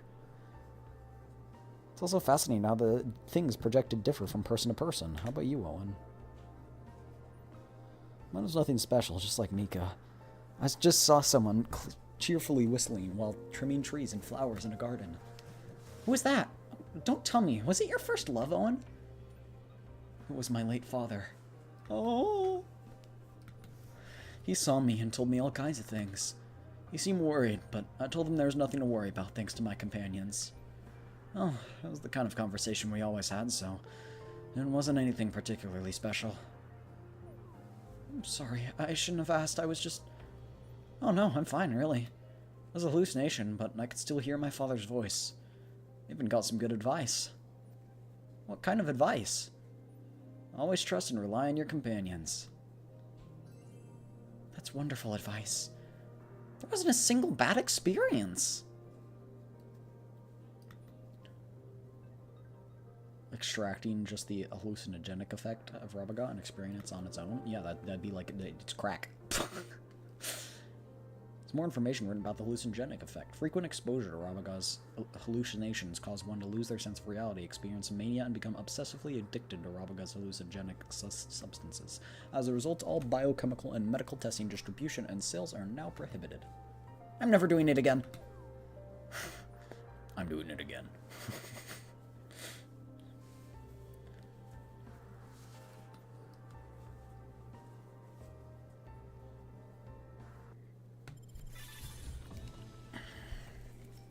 Or maybe I'll just do it in reality. Oh, is this the last one? The Chaos Core has been destroyed, but the oops. Oopsie poopsie. Then I'll annihilate the Chaos Core. Approaching the Chaos Core, the analyzed data is transmitted to the SS Nightmare. precise and powerful burst of energy fires from the SS Nightmare's Chaos Annihilation Cannon. A thunderous roar and sandstorm sweep through the area, yet even that feels like a pleasant breeze. You destroyed the core so easily. That's the SS Nightmare for you. I was worried, but I'm glad it worked out. Were you afraid we'd fail to purify the chaos? It's more like... Do you remember the list of Protoss we found in the capsule? You said it had the names of the missing Protoss on it. That's right. Every name had an X marked through it as if though the matter had already been dealt with, and a photo taken at the time of death was attached beside each one. Except for one person. Everyone except you. Me? Anissa's next target is probably you. Whether she retreated for some reason or she's already set another trap, it's still unknown. What is certain is that we've brought ourselves a moment to breathe. Let's take enough time to regroup properly and continue the pursuit, Captain. Don't take too long to relax, you understand? Aren't you making me out to be a little too lazy? I just kept being on edge the whole time. Because I was afraid you might die. You were worried. I've grown rather fond of you. We have a lot in common, yet we're different. It's been so long since I've met someone I click with as well as I do with you. That's why I deliberately didn't tell you. Do you remember when I asked you whether you would give your life for your companion? If you had known, you would have tried to capture Anise even at the cost of your own life. Even now, you're wondering how to lure Anise in, aren't you? See? You can't even answer. Don't worry, I'll survive to the end. I'll survive and without fail, with you. I'll have a deep and meaningful debate about firearms. Tell me, you're copying me? Captain, I like you more and more. Hilde jabs an elbow into my side. The chaos fog is lifted, opening up a clear view into the distance. And then even the gaze watching from beyond the chaos comes into sharp focus. Steel bearing a blade. Its fragments trudge forward like a comet. A maddened glare pierces the mind, and an unrelenting greed lunges to devour the soul. Captain, what's wrong? At the same moment, I sense the pull of gravity acting between our respective positions. A cord drawn taut as a bowstring between 2 points stirs a sense of deja vu, much like the feeling I had when I first saw Anise. Something is coming. Huh? What is? From where? Oh, look at this! There's a huge pile of incredibly expensive jewels. I turn my head towards where Ray's voice is coming from. As if released from my bonds, my body and mind feel free once more. Those aren't the kind of thing you'd expect to find in chaos. Either they're Dark Star's spoils of war, or... There are also things like certificates of authenticity and business cards. White text on a black background. What does it say? White text on a black background? I approach Anika and Renoa and take a closer look, and Renoa's hand is a sleek, crisp black business card, and a piece of paper with the same appearance drifts through faint memory. I carefully trace through the faint memory step by step. Protoss, memory, freedom, capsule. This is definitely the one that was in the capsule. Everyone step back! The moment you touch those jewels, you might get caught up in something troublesome. On the business card, there's a symbol belonging to those people. At that moment, the sharp click of heels echoes through the air. By the time I turn to look, the owner of those footsteps is drawn far closer than the presence I'd sensed suggested. The gait was both stealthy and alluring, and the nonchalant smile was serene. While Anika and Hilde exchanged glances as if to ask whether the other knew who this person was, Renoa held her breath and glared at the woman. Cheers, chat. Who is it?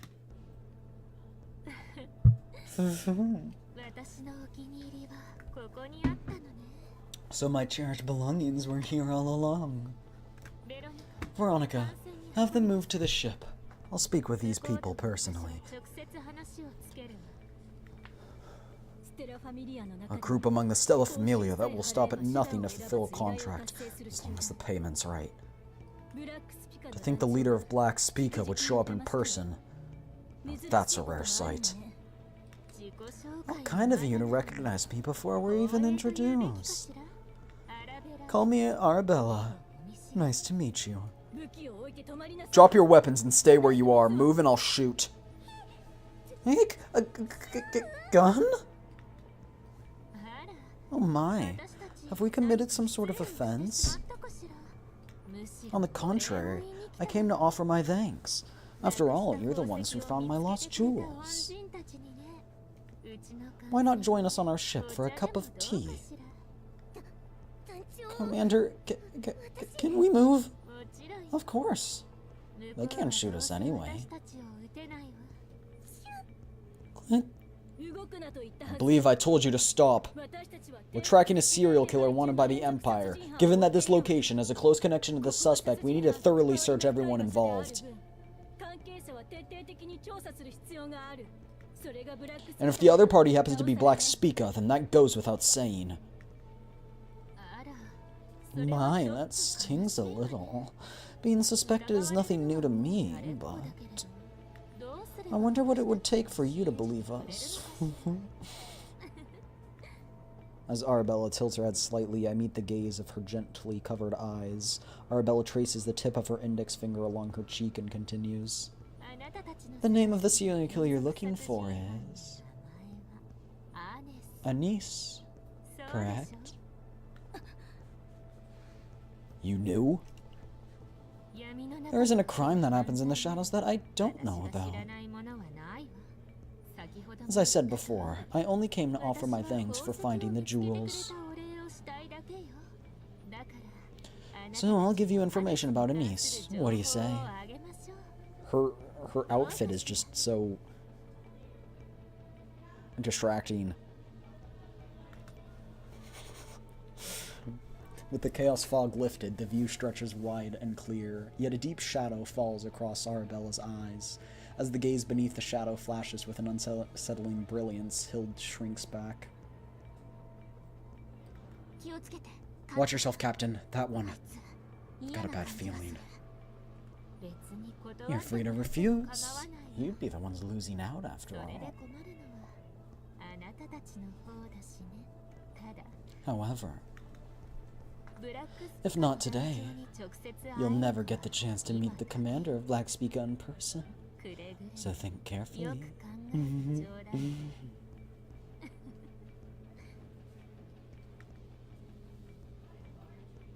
Is she the commander? I thought there was someone else. I thought she was the commander. No. It's good to meet her. Oh, epilogue. The Protoss Killer and Black Panther exchange words in the darkness. And the Black Panther? There were progenitors who received a blessing from the stars. Bearing unique appearances and special abilities, each of them passed down their own unique traits to their descendants. If the stars are a simple expanse of earth, and the progenitors are the primordial seeds, then today countless flowers and fruits enrich that earth in abundance. The flowers and fruits of this age are what we call the Stella Familia.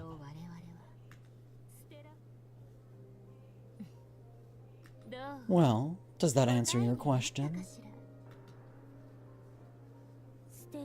As far as questions about the Stella Familia go, yes. Black Spica, you've been stained black, even as descendants who received the star's blessing.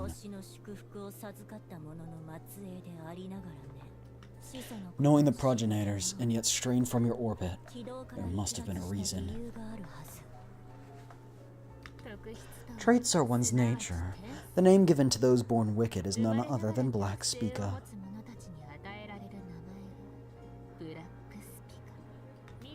I'm sorry if you were expecting a similar answer, but there is no reason. I simply move as I am drawn, and I am defined as I am seen. The same must be true of you. At first I sought to reclaim my lost memories. In place of those lost memories, I uncovered why they had to be lost, and that became the reason I strayed from the Empire's orbit. And what is the reason behind the Protoss serial killings? 殺人じゃない It isn't murder. 還元 It is a return. 帝国という Bound within the orbit called the Empire, one cannot see the truth. I always gave them a chance, but they remained willfully ignorant until the very end. 悟る意志 Those without the will to awaken are nothing but empty shells. They must be returned to their most pure form. 最も純粋な The 形に will 戻した to だけ awaken? ファーストが Oh, 放 do った we 果 have the 実 will to awaken then? If the Protoss and are the flowers and fruits, then the seed that sprouted us is the Chaos Core, and the earth we grew from is Discord 私たちが itself. 育った大地は混沌そのものだよ。ファーストとカオス When a が Protoss 加わる fuses with a Chaos Core, they at last return to their most pure and primal form. In Terracion, this is called ブリモニウム Primonium. As I やっ suspected, ぱり君 you know far too much. はだから That's why you came looking for me.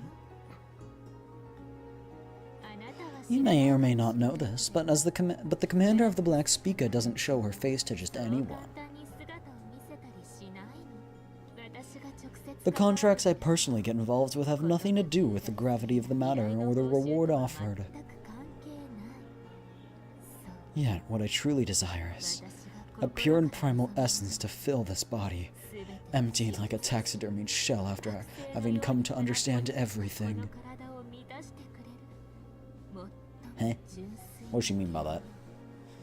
欲望 Desire. いかにも不純な理由 A だね corrupt motive. 欲望は不純 It な is もの morality と that するな makes desire corrupt. Those who have awakened call it control and それを suppression. 統制と抑圧という帝国という From the 理由 perspective of the Empire's orbit, we're both equally corrupt and subversive, aren't we? 目的 Our は違う purposes differ. 目標は Our 同じ goals are the same. 万華鏡の At the kaleidoscopic hatchery, you'll be able to get your hands on the pure power you've been searching for. 純粋な力が手に入るわ。そして And I will reclaim the desire I 失った lost. 欲望を取り戻す。君の欲望には Your desires are none of my concern, その対象がファースト even if that desire involves a Protoss. 決めるのは私だ I make the decisions. 私 don't を even 利 think 用 about できる using と me. 思わないで。大丈夫よ It's fine. I can still take what I want. それで欲しいものが得られるから。必要なもの I'll は have the すぐに手 Xenia 配する prepare what you need. 時が Make sure to pick it up on time.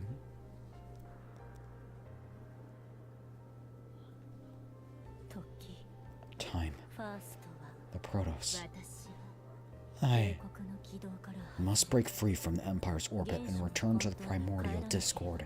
あなたという存 It's as though that I wish to desire. 在欲望 It is though に身を委ね you that I wish to desire, Protoss of the SS Nightmare. ファース It is through you that I wish to desire. Ah, through. Ah, yes. She wishes to desire through us. What does that mean? What do they both want us?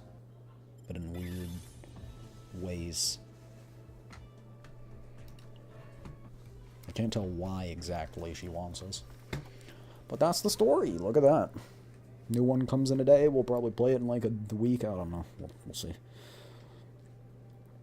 Nebula distortion. Oh, right. I forgot I can do this. So yeah, there's 42 days left. We got 1 day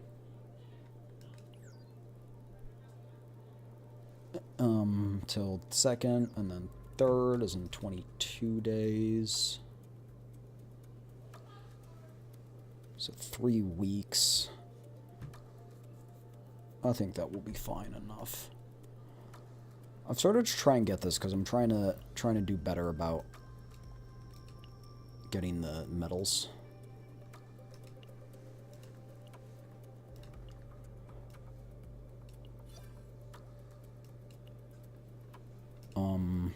Like this one. Oh wait, no. Stage 11. No. What is it? This one. Obtain all desire cards. Complete the achievement for activating all desire synergies. That one too. I want to see if I can get those. Because I've got one. I've got the possession. So I need survival control and research. I had a run that I was in the middle of doing. it's saved, so it's still here, but I think I'll do that later. Kind of want to do Hilde's story.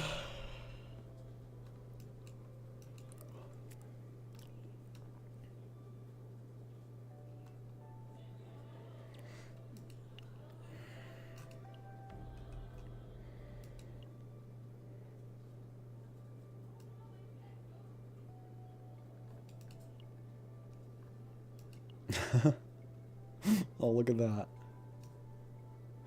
That's cute. I do want that. Takes place after chapter 1. Yep. And then I go whoosh and fire the arrow. But the invader dodged the arrow, and I take a hit and go down. Hilde, I have a question. Yeah? What is it? Why do you keep taking a hit at the critical moment? Captain, you still don't get it. Haven't you heard the saying, train as you fight, fight as you train? In other words, if you fail during training, you'll succeed in the real fight. Are you sure about that? Of course. Well, playing war games with you was quite fun. I almost got a little too fired up. Oh, Anika's calling me. I'll be right back.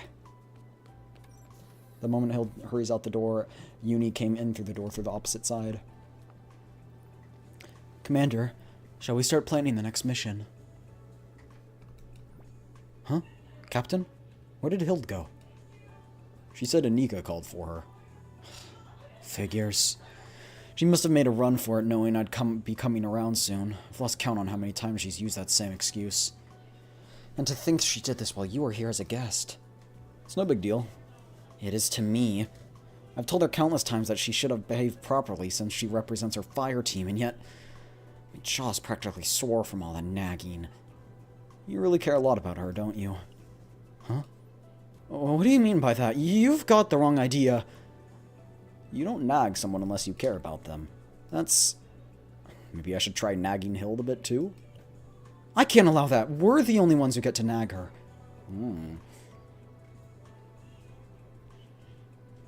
Xingqiao is coming out first and then Jingren. Yeah, I think that's the order too, but I could be wrong. I haven't watched the live stream or anything. I won't back down on this, not even for you. As Uni shouted with firm resolve, a small notebook fell from her pocket. What's this? Oh, that's my military notebook. I've recorded all of our fire team's past missions in it. It's technically classified, but since you're officially involved in this operation, it's fine. All these notes are about Hilde. Well, she's our commander. She makes all the key decisions in every operation. I just recorded things as they were. There's nothing special about it. There's some interesting stuff in here. Would it be alright if I asked you a few things about Hilde? Huh? About her? Well, since you're asking, I suppose I have no choice, even though I'd rather not tell you. Despite her words of reluctance, Uni's voice was brimming with joy and pride. Just a moment. If I'm going to do this, I should really get into character. Like this. Uni, your appearance is... Hey, Captain. Why do you look so surprised? Hilde suddenly appeared? I don't know what you mean. I look the same as always. No, I'm pretty sure you just changed completely. It's just your imagination. Anyway, you wanted to hear about my exploits, right? Alright, I'll fill you in one by one.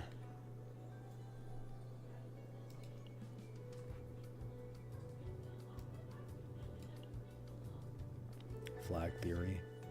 The first one's the flag theory. Is there a reason you picked this one? It's something Hilde says often, like during the war game earlier. I knew you'd take an interest in this, Captain. You can't just raise a flag anywhere. You gotta control the timing and frequency just right. Try repeating after me.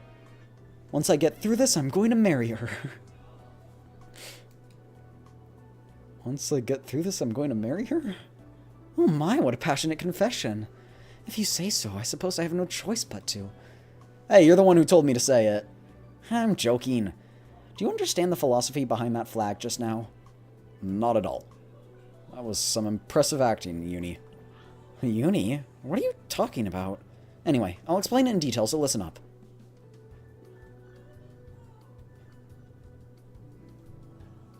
Oh, I see. Oh, there we go. Okay, wait. The universe hates the obvious most of all. Assuming you'll come back is too predictable. It's a death flag, so don't ever do it. With that in mind, I'll definitely make it back alive, don't worry, is a no-go. Because it's an expression that carries a bad omen. Expression that causes tension before a mission.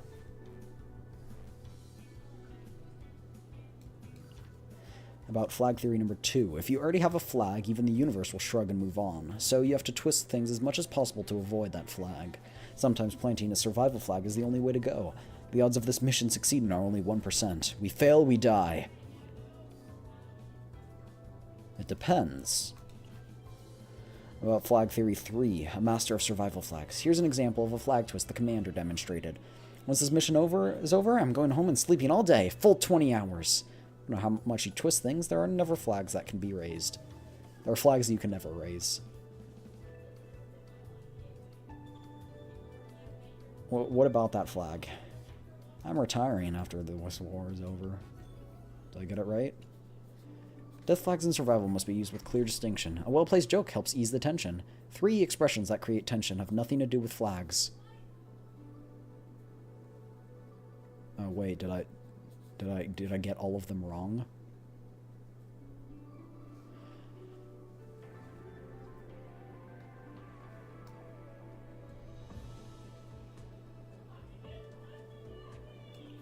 Oops.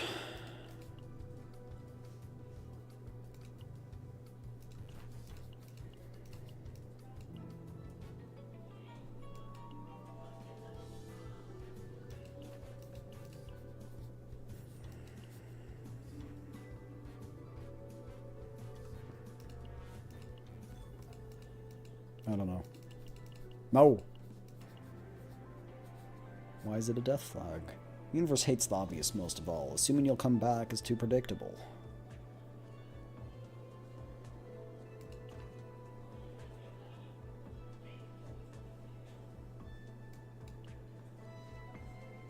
It seems coming back alive is a given.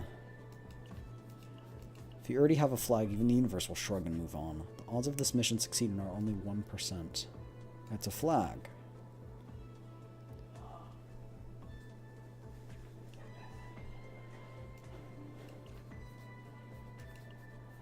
Once this mission over, I'm going home and sleeping all day, full 20 hours. No matter how much you twist things, there are flags you can never raise. What about that flag?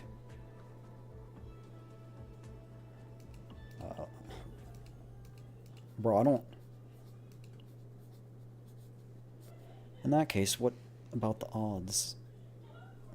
Or that... In that case, what about the odds of this mission succeeding are only 1%? We fail, we die. Obviously, it's a flag. Or that's the thought, but maybe when you expect such impossibly low odds, a miracle might actually happen. Oh, I gotta do it again.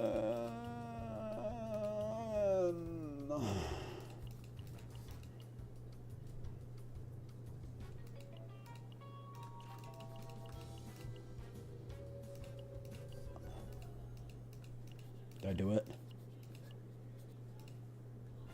Yippee. Okay, that's my bad.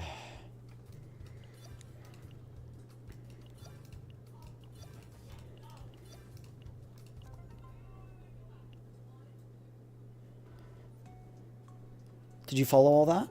That's the basics of the flag theory. The theory alone isn't enough. You need real experience. Pretty sure we already went through that earlier. Oh, come on. That was just a joke. There's a good example written in the notebook. You see, there was this one mission. It was back when Uni had only just learned about the flag theory.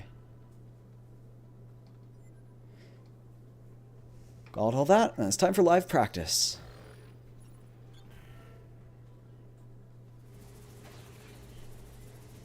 No, prepare for battle. Did you forget something? Damn, is this it for me? That's right.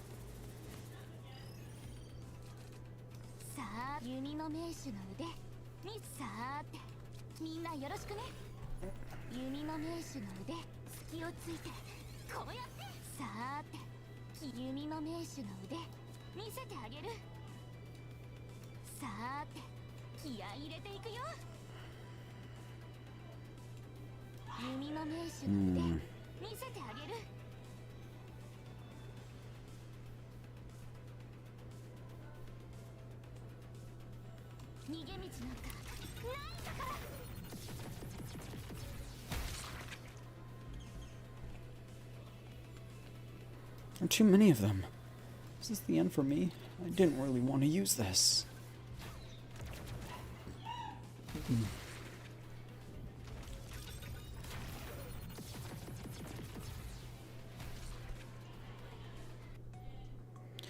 That's how we accomplished the mission, thanks to the flag theory. I don't think flags had anything to do with it. Oh, come on now. It's my secret technique. Just give it a try. The captain never gave the theory a try. After deciding to put the theory into practice, the captain had to announce a sudden retirement due to a back injury. What are you talking about?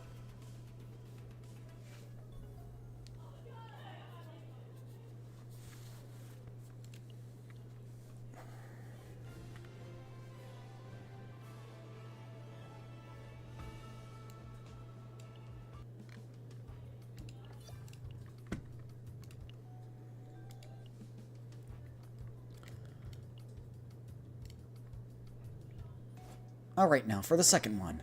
Wow, you picked up quite a memorable mission. This one stuck with me because the objective was pretty tricky. You're an officer, too. You must know how tough search and rescue missions can be. I know that, yeah. But you know who we are. We're Fireteam Fox, the squad that takes in the toughest jobs out there. Putting it like that does kill the mood a bit. But anyway, what I'm saying is that I did a great job in this mission. Then what about Uni? Uni? She's always reliable.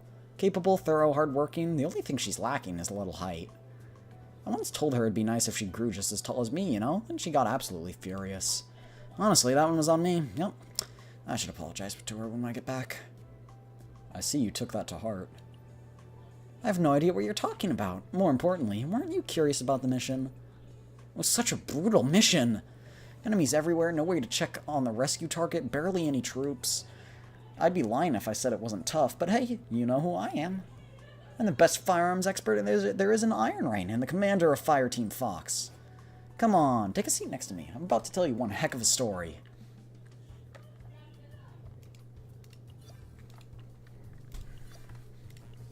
Is this actually Hilde? No. This is not Hilde. This is Uni pretending to be Hilde. Telling us a story. The mission begins, and the commander peers into the analyzer. A moment later, she speaks. 5 on the right, 2 o'clock. The moment the platoon readies themselves, 5 hostiles appeared on the right at 2 o'clock. Iron Rain Standard Field Manual 12-4. Before engaging, assess the situation.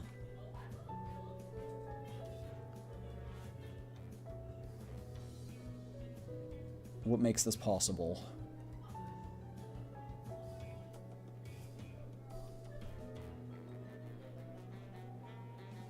I want to say it's her instinct and luck, but...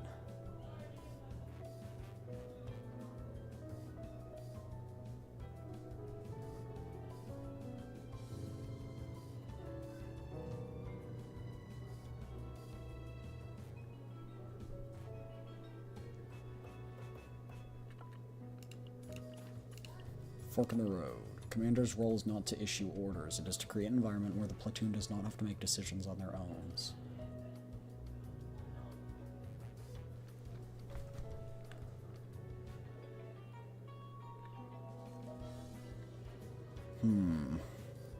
Once or twice, there are always unexpected situations. Winning 100 battles is not the greatest victory. Winning without fighting at all is true victory.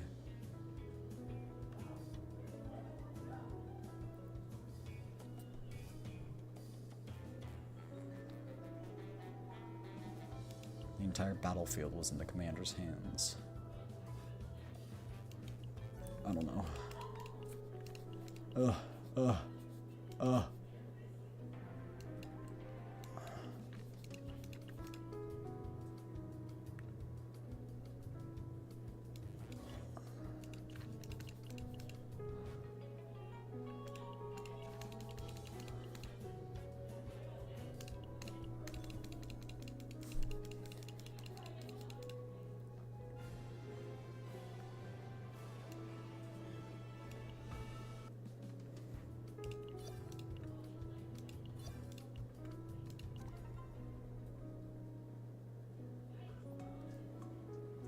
Dark stars can be quite tricky for the Iron Rain to deal with. They're definitely a nuisance, but trying to wipe them out feels more trouble than it's worth. So we've been turning a blind eye to minor losses, whether they were harvesting resources on Pognar, skimming supplies in transit, but That day they crossed the line. They kidnapped someone?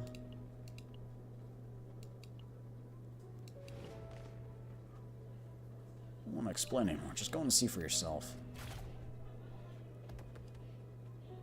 What? Are you sulking? Intruder!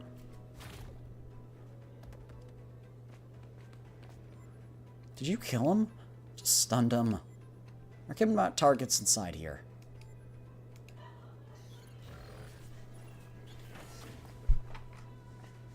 Jeez, impressive.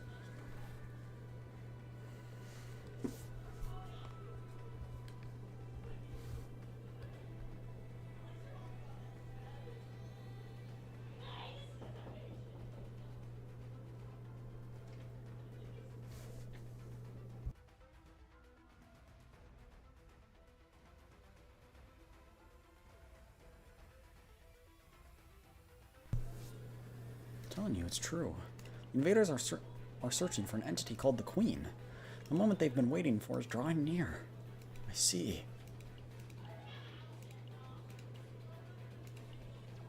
Hey, over here. A rescue team? What in the... Sound the alarm! Darn, I want to wrap this up quickly. さあ弓の名手の腕みんなよろしくねさあ今がチャンス弓の名手の腕見せてあげる隙をついてこうやって隙ありいや隙ありさあて一気に仕留めるよ弓の名手の腕はあ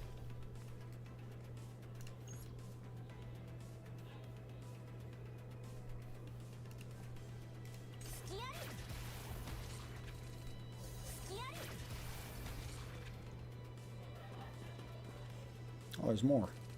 さあて気合い入れて弓の名手の腕見せてさあ今がチャンス弓の名手さあて気合い入れていくよ全部見えてるよ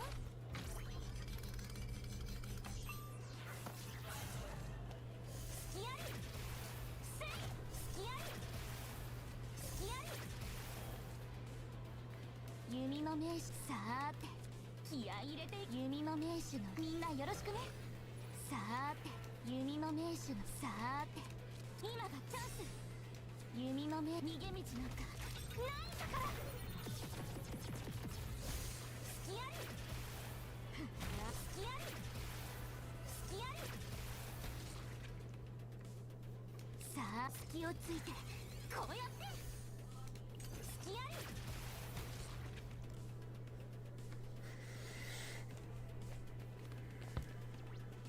Impressive, an archer from Iron Rain.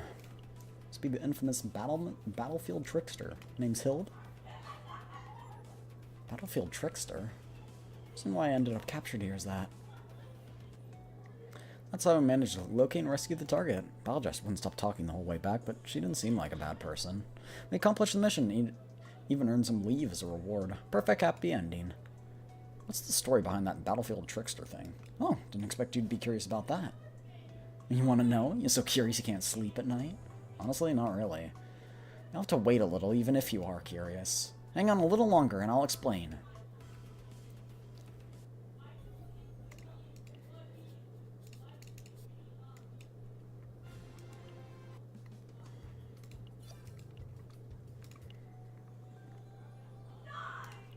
Okay. New story. We need to go pretty soon, chat, so we're gonna kind of speed through this. Well, here we are, the last one already. You seem oddly proud about this. I mean, there's nothing special about the nickname, is there? Battlefield Trickster, completely ordinary, harmless nickname. Kind of average, don't you think? You think so too, right? I suppose it's pretty ordinary. Really? You really think so? I'm kidding, it's a cool one. I knew it. Then you must also be curious on how I earned that nickname. I'd love to hear it. Oh man, if you really insist, I guess I have no choice. I tend to keep this story to myself, but since it's between you and me, I'll make a special exception. I mean, it's not classified info or anything, it's just a bit unusual. I can laugh it off these days, but things were pretty serious back then.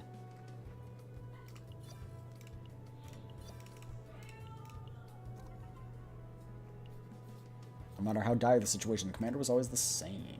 When the orders came down from above, the orders that came down from above were some losses are acceptable.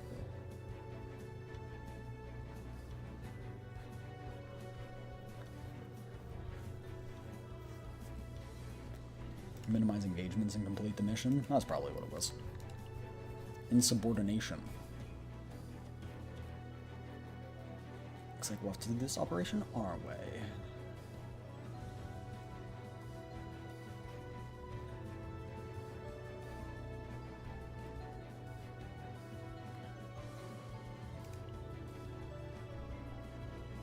I want to go back. I now understand.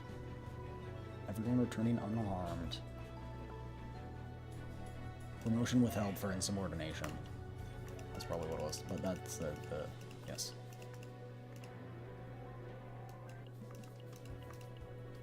Some losses are acceptable.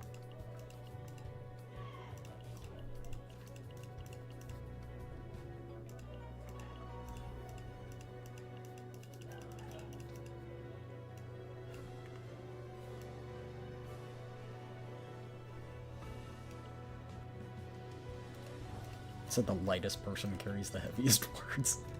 Hilde's like, I'm not fat. No, she's not. She's quite fit. Insubordination during a mission. You better explain yourself in detail, Commander Hilde. If that's what you wish, I'm more than happy to explain. Let me repeat the mission assigned to you and your fire team. You were tasked with luring the entity designed Broodlord to protect the transport zone. That's right. During the mission, the Broodlord threatened the transport ship, and you were ordered to stop it, even at the cost of casualties. That's right. And why did you disobey your orders and lead your fire team out of the area of operation? The Broodlord did ultimately retreat, but that was sheer luck. What if the Broodlord had attacked the transport ship? How are you planning to take responsibility? That wouldn't have happened, because I was the one who made the Broodlord retreat. There was a way to make the Broodlord retreat without any casualties. A way to make it retreat, you say? There's no record of anything like that in military's database. Where on earth did you get that information? You see... Backstory. Do you know what this is, Hilde? It's goop. The green stuff? Oh, no, that. Okay. I thought they were talking about the goop that looks like it's on them.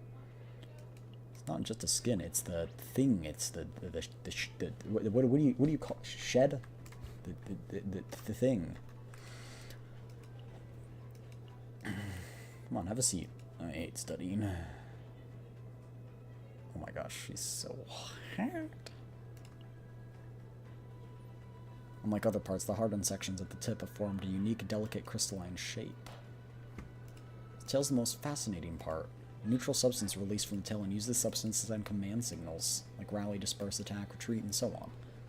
So, if there's a way to mimic or block... What if there's a way to mimic or block the substance? Might be the issue false commands. Oh.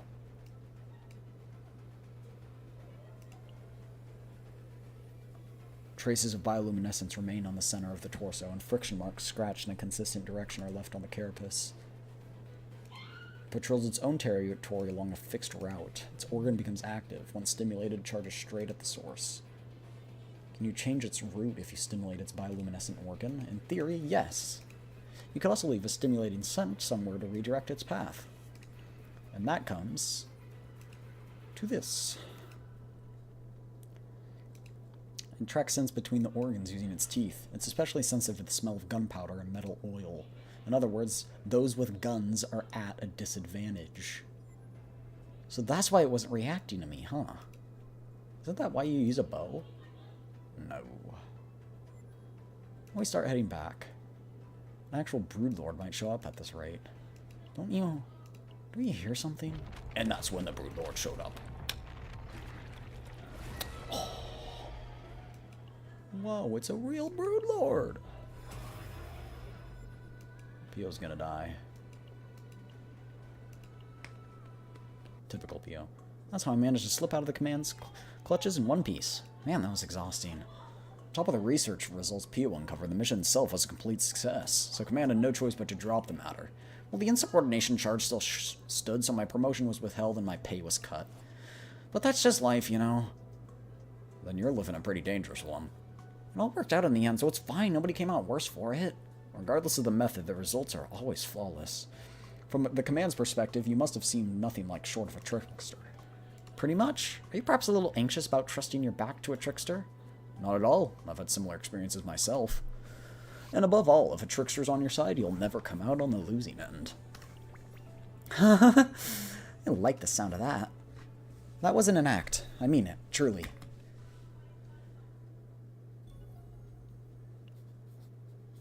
Mission report. Yippee!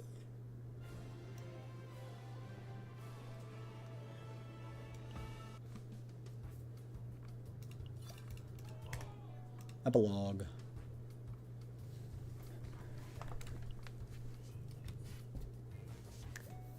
Thanks to my brilliant efforts, every operation was pulled off without a hitch. Impressive. Still got plenty more stories to tell. Want to hear more? What do you say? Let's stop here. I think it's about time. Is that so? That's a shame. When I blinked, Uni was standing where Hilde had been. Her acting was so breathtaking that it felt almost unreal. Can you even call this acting?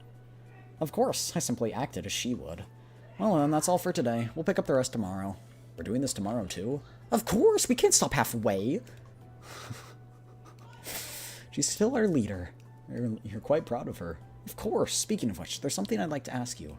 I'd like to take this opportunity to create a code of conduct unique to our fire team. Because of the clashes with Command? Yes, we're soldiers of Iron Rain, but at the same time we're members of Fire Team Fox.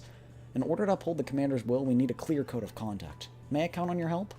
Of course. I'll do my best. Thank you.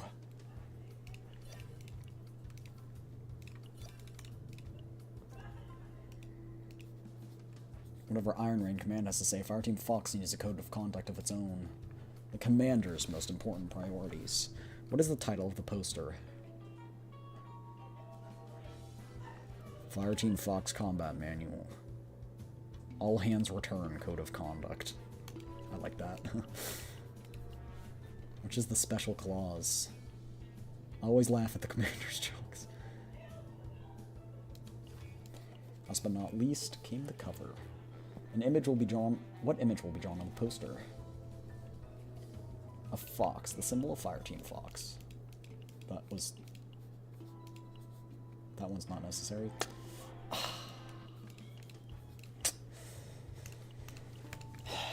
Fine, but it was funny. Trust the Commander, but never leave her behind alone. Oh, I clicked the wrong one.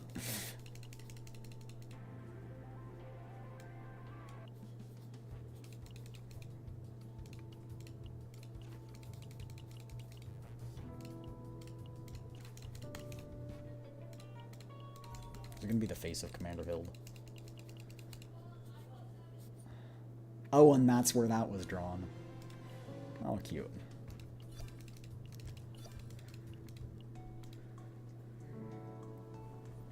Done. Here it is. I even drew the cover. You're quite the artist.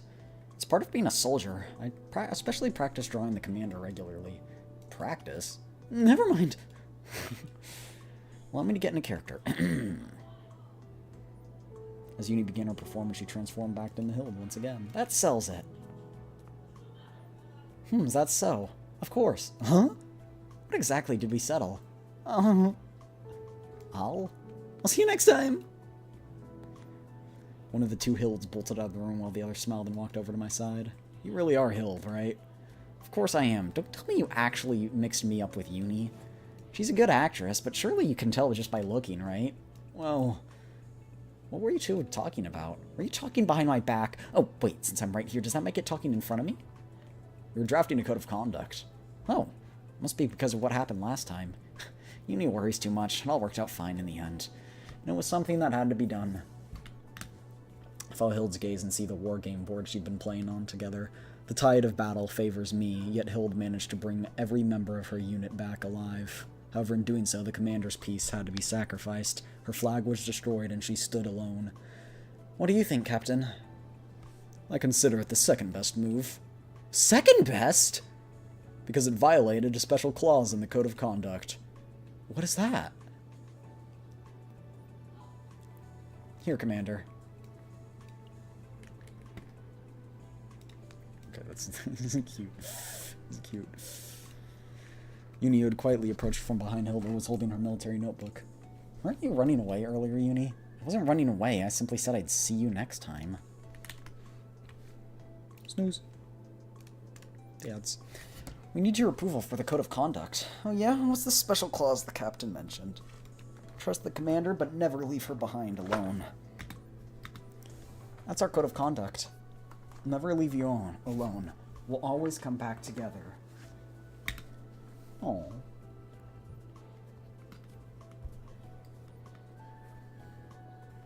Not the flashback. I see. It's a wonderful code. But even a broken flag can still stand as long as there's solid ground beneath it. Hilde's flag did not fall alone. Together they all stood tall.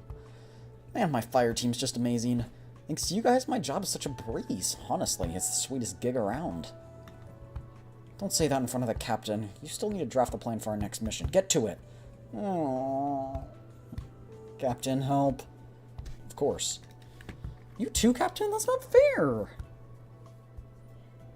Uni's scolding continued for a while, but even as she was being lectured, Hilde couldn't stop smiling. It was a smile just as bright as the one in a certain photograph. Aww, that's sweet. I'm glad we could do that. But yeah, that's going to be it for today, or for this stream. I hope you guys enjoyed. As always, if you've been watching for all this time, get up, stretch, and get your blood flowing, okay? Get something to drink. Remember to stay hydrated. Get good sleepies, and get good noms. Alright? I will see you guys either later tonight, depending on how long I'm doing things with friends, or if not, tomorrow. Alright? That's pretty much it. Hope you guys enjoyed. It was fun story. Do you remember to do the rest of your dailies? Yeah. Don't worry, I got it. I had planned yesterday, too. I want you to know. Anyway, I'll see you guys next time. Alright? Bye, everyone. Bye-bye. Peace. I'm out of here.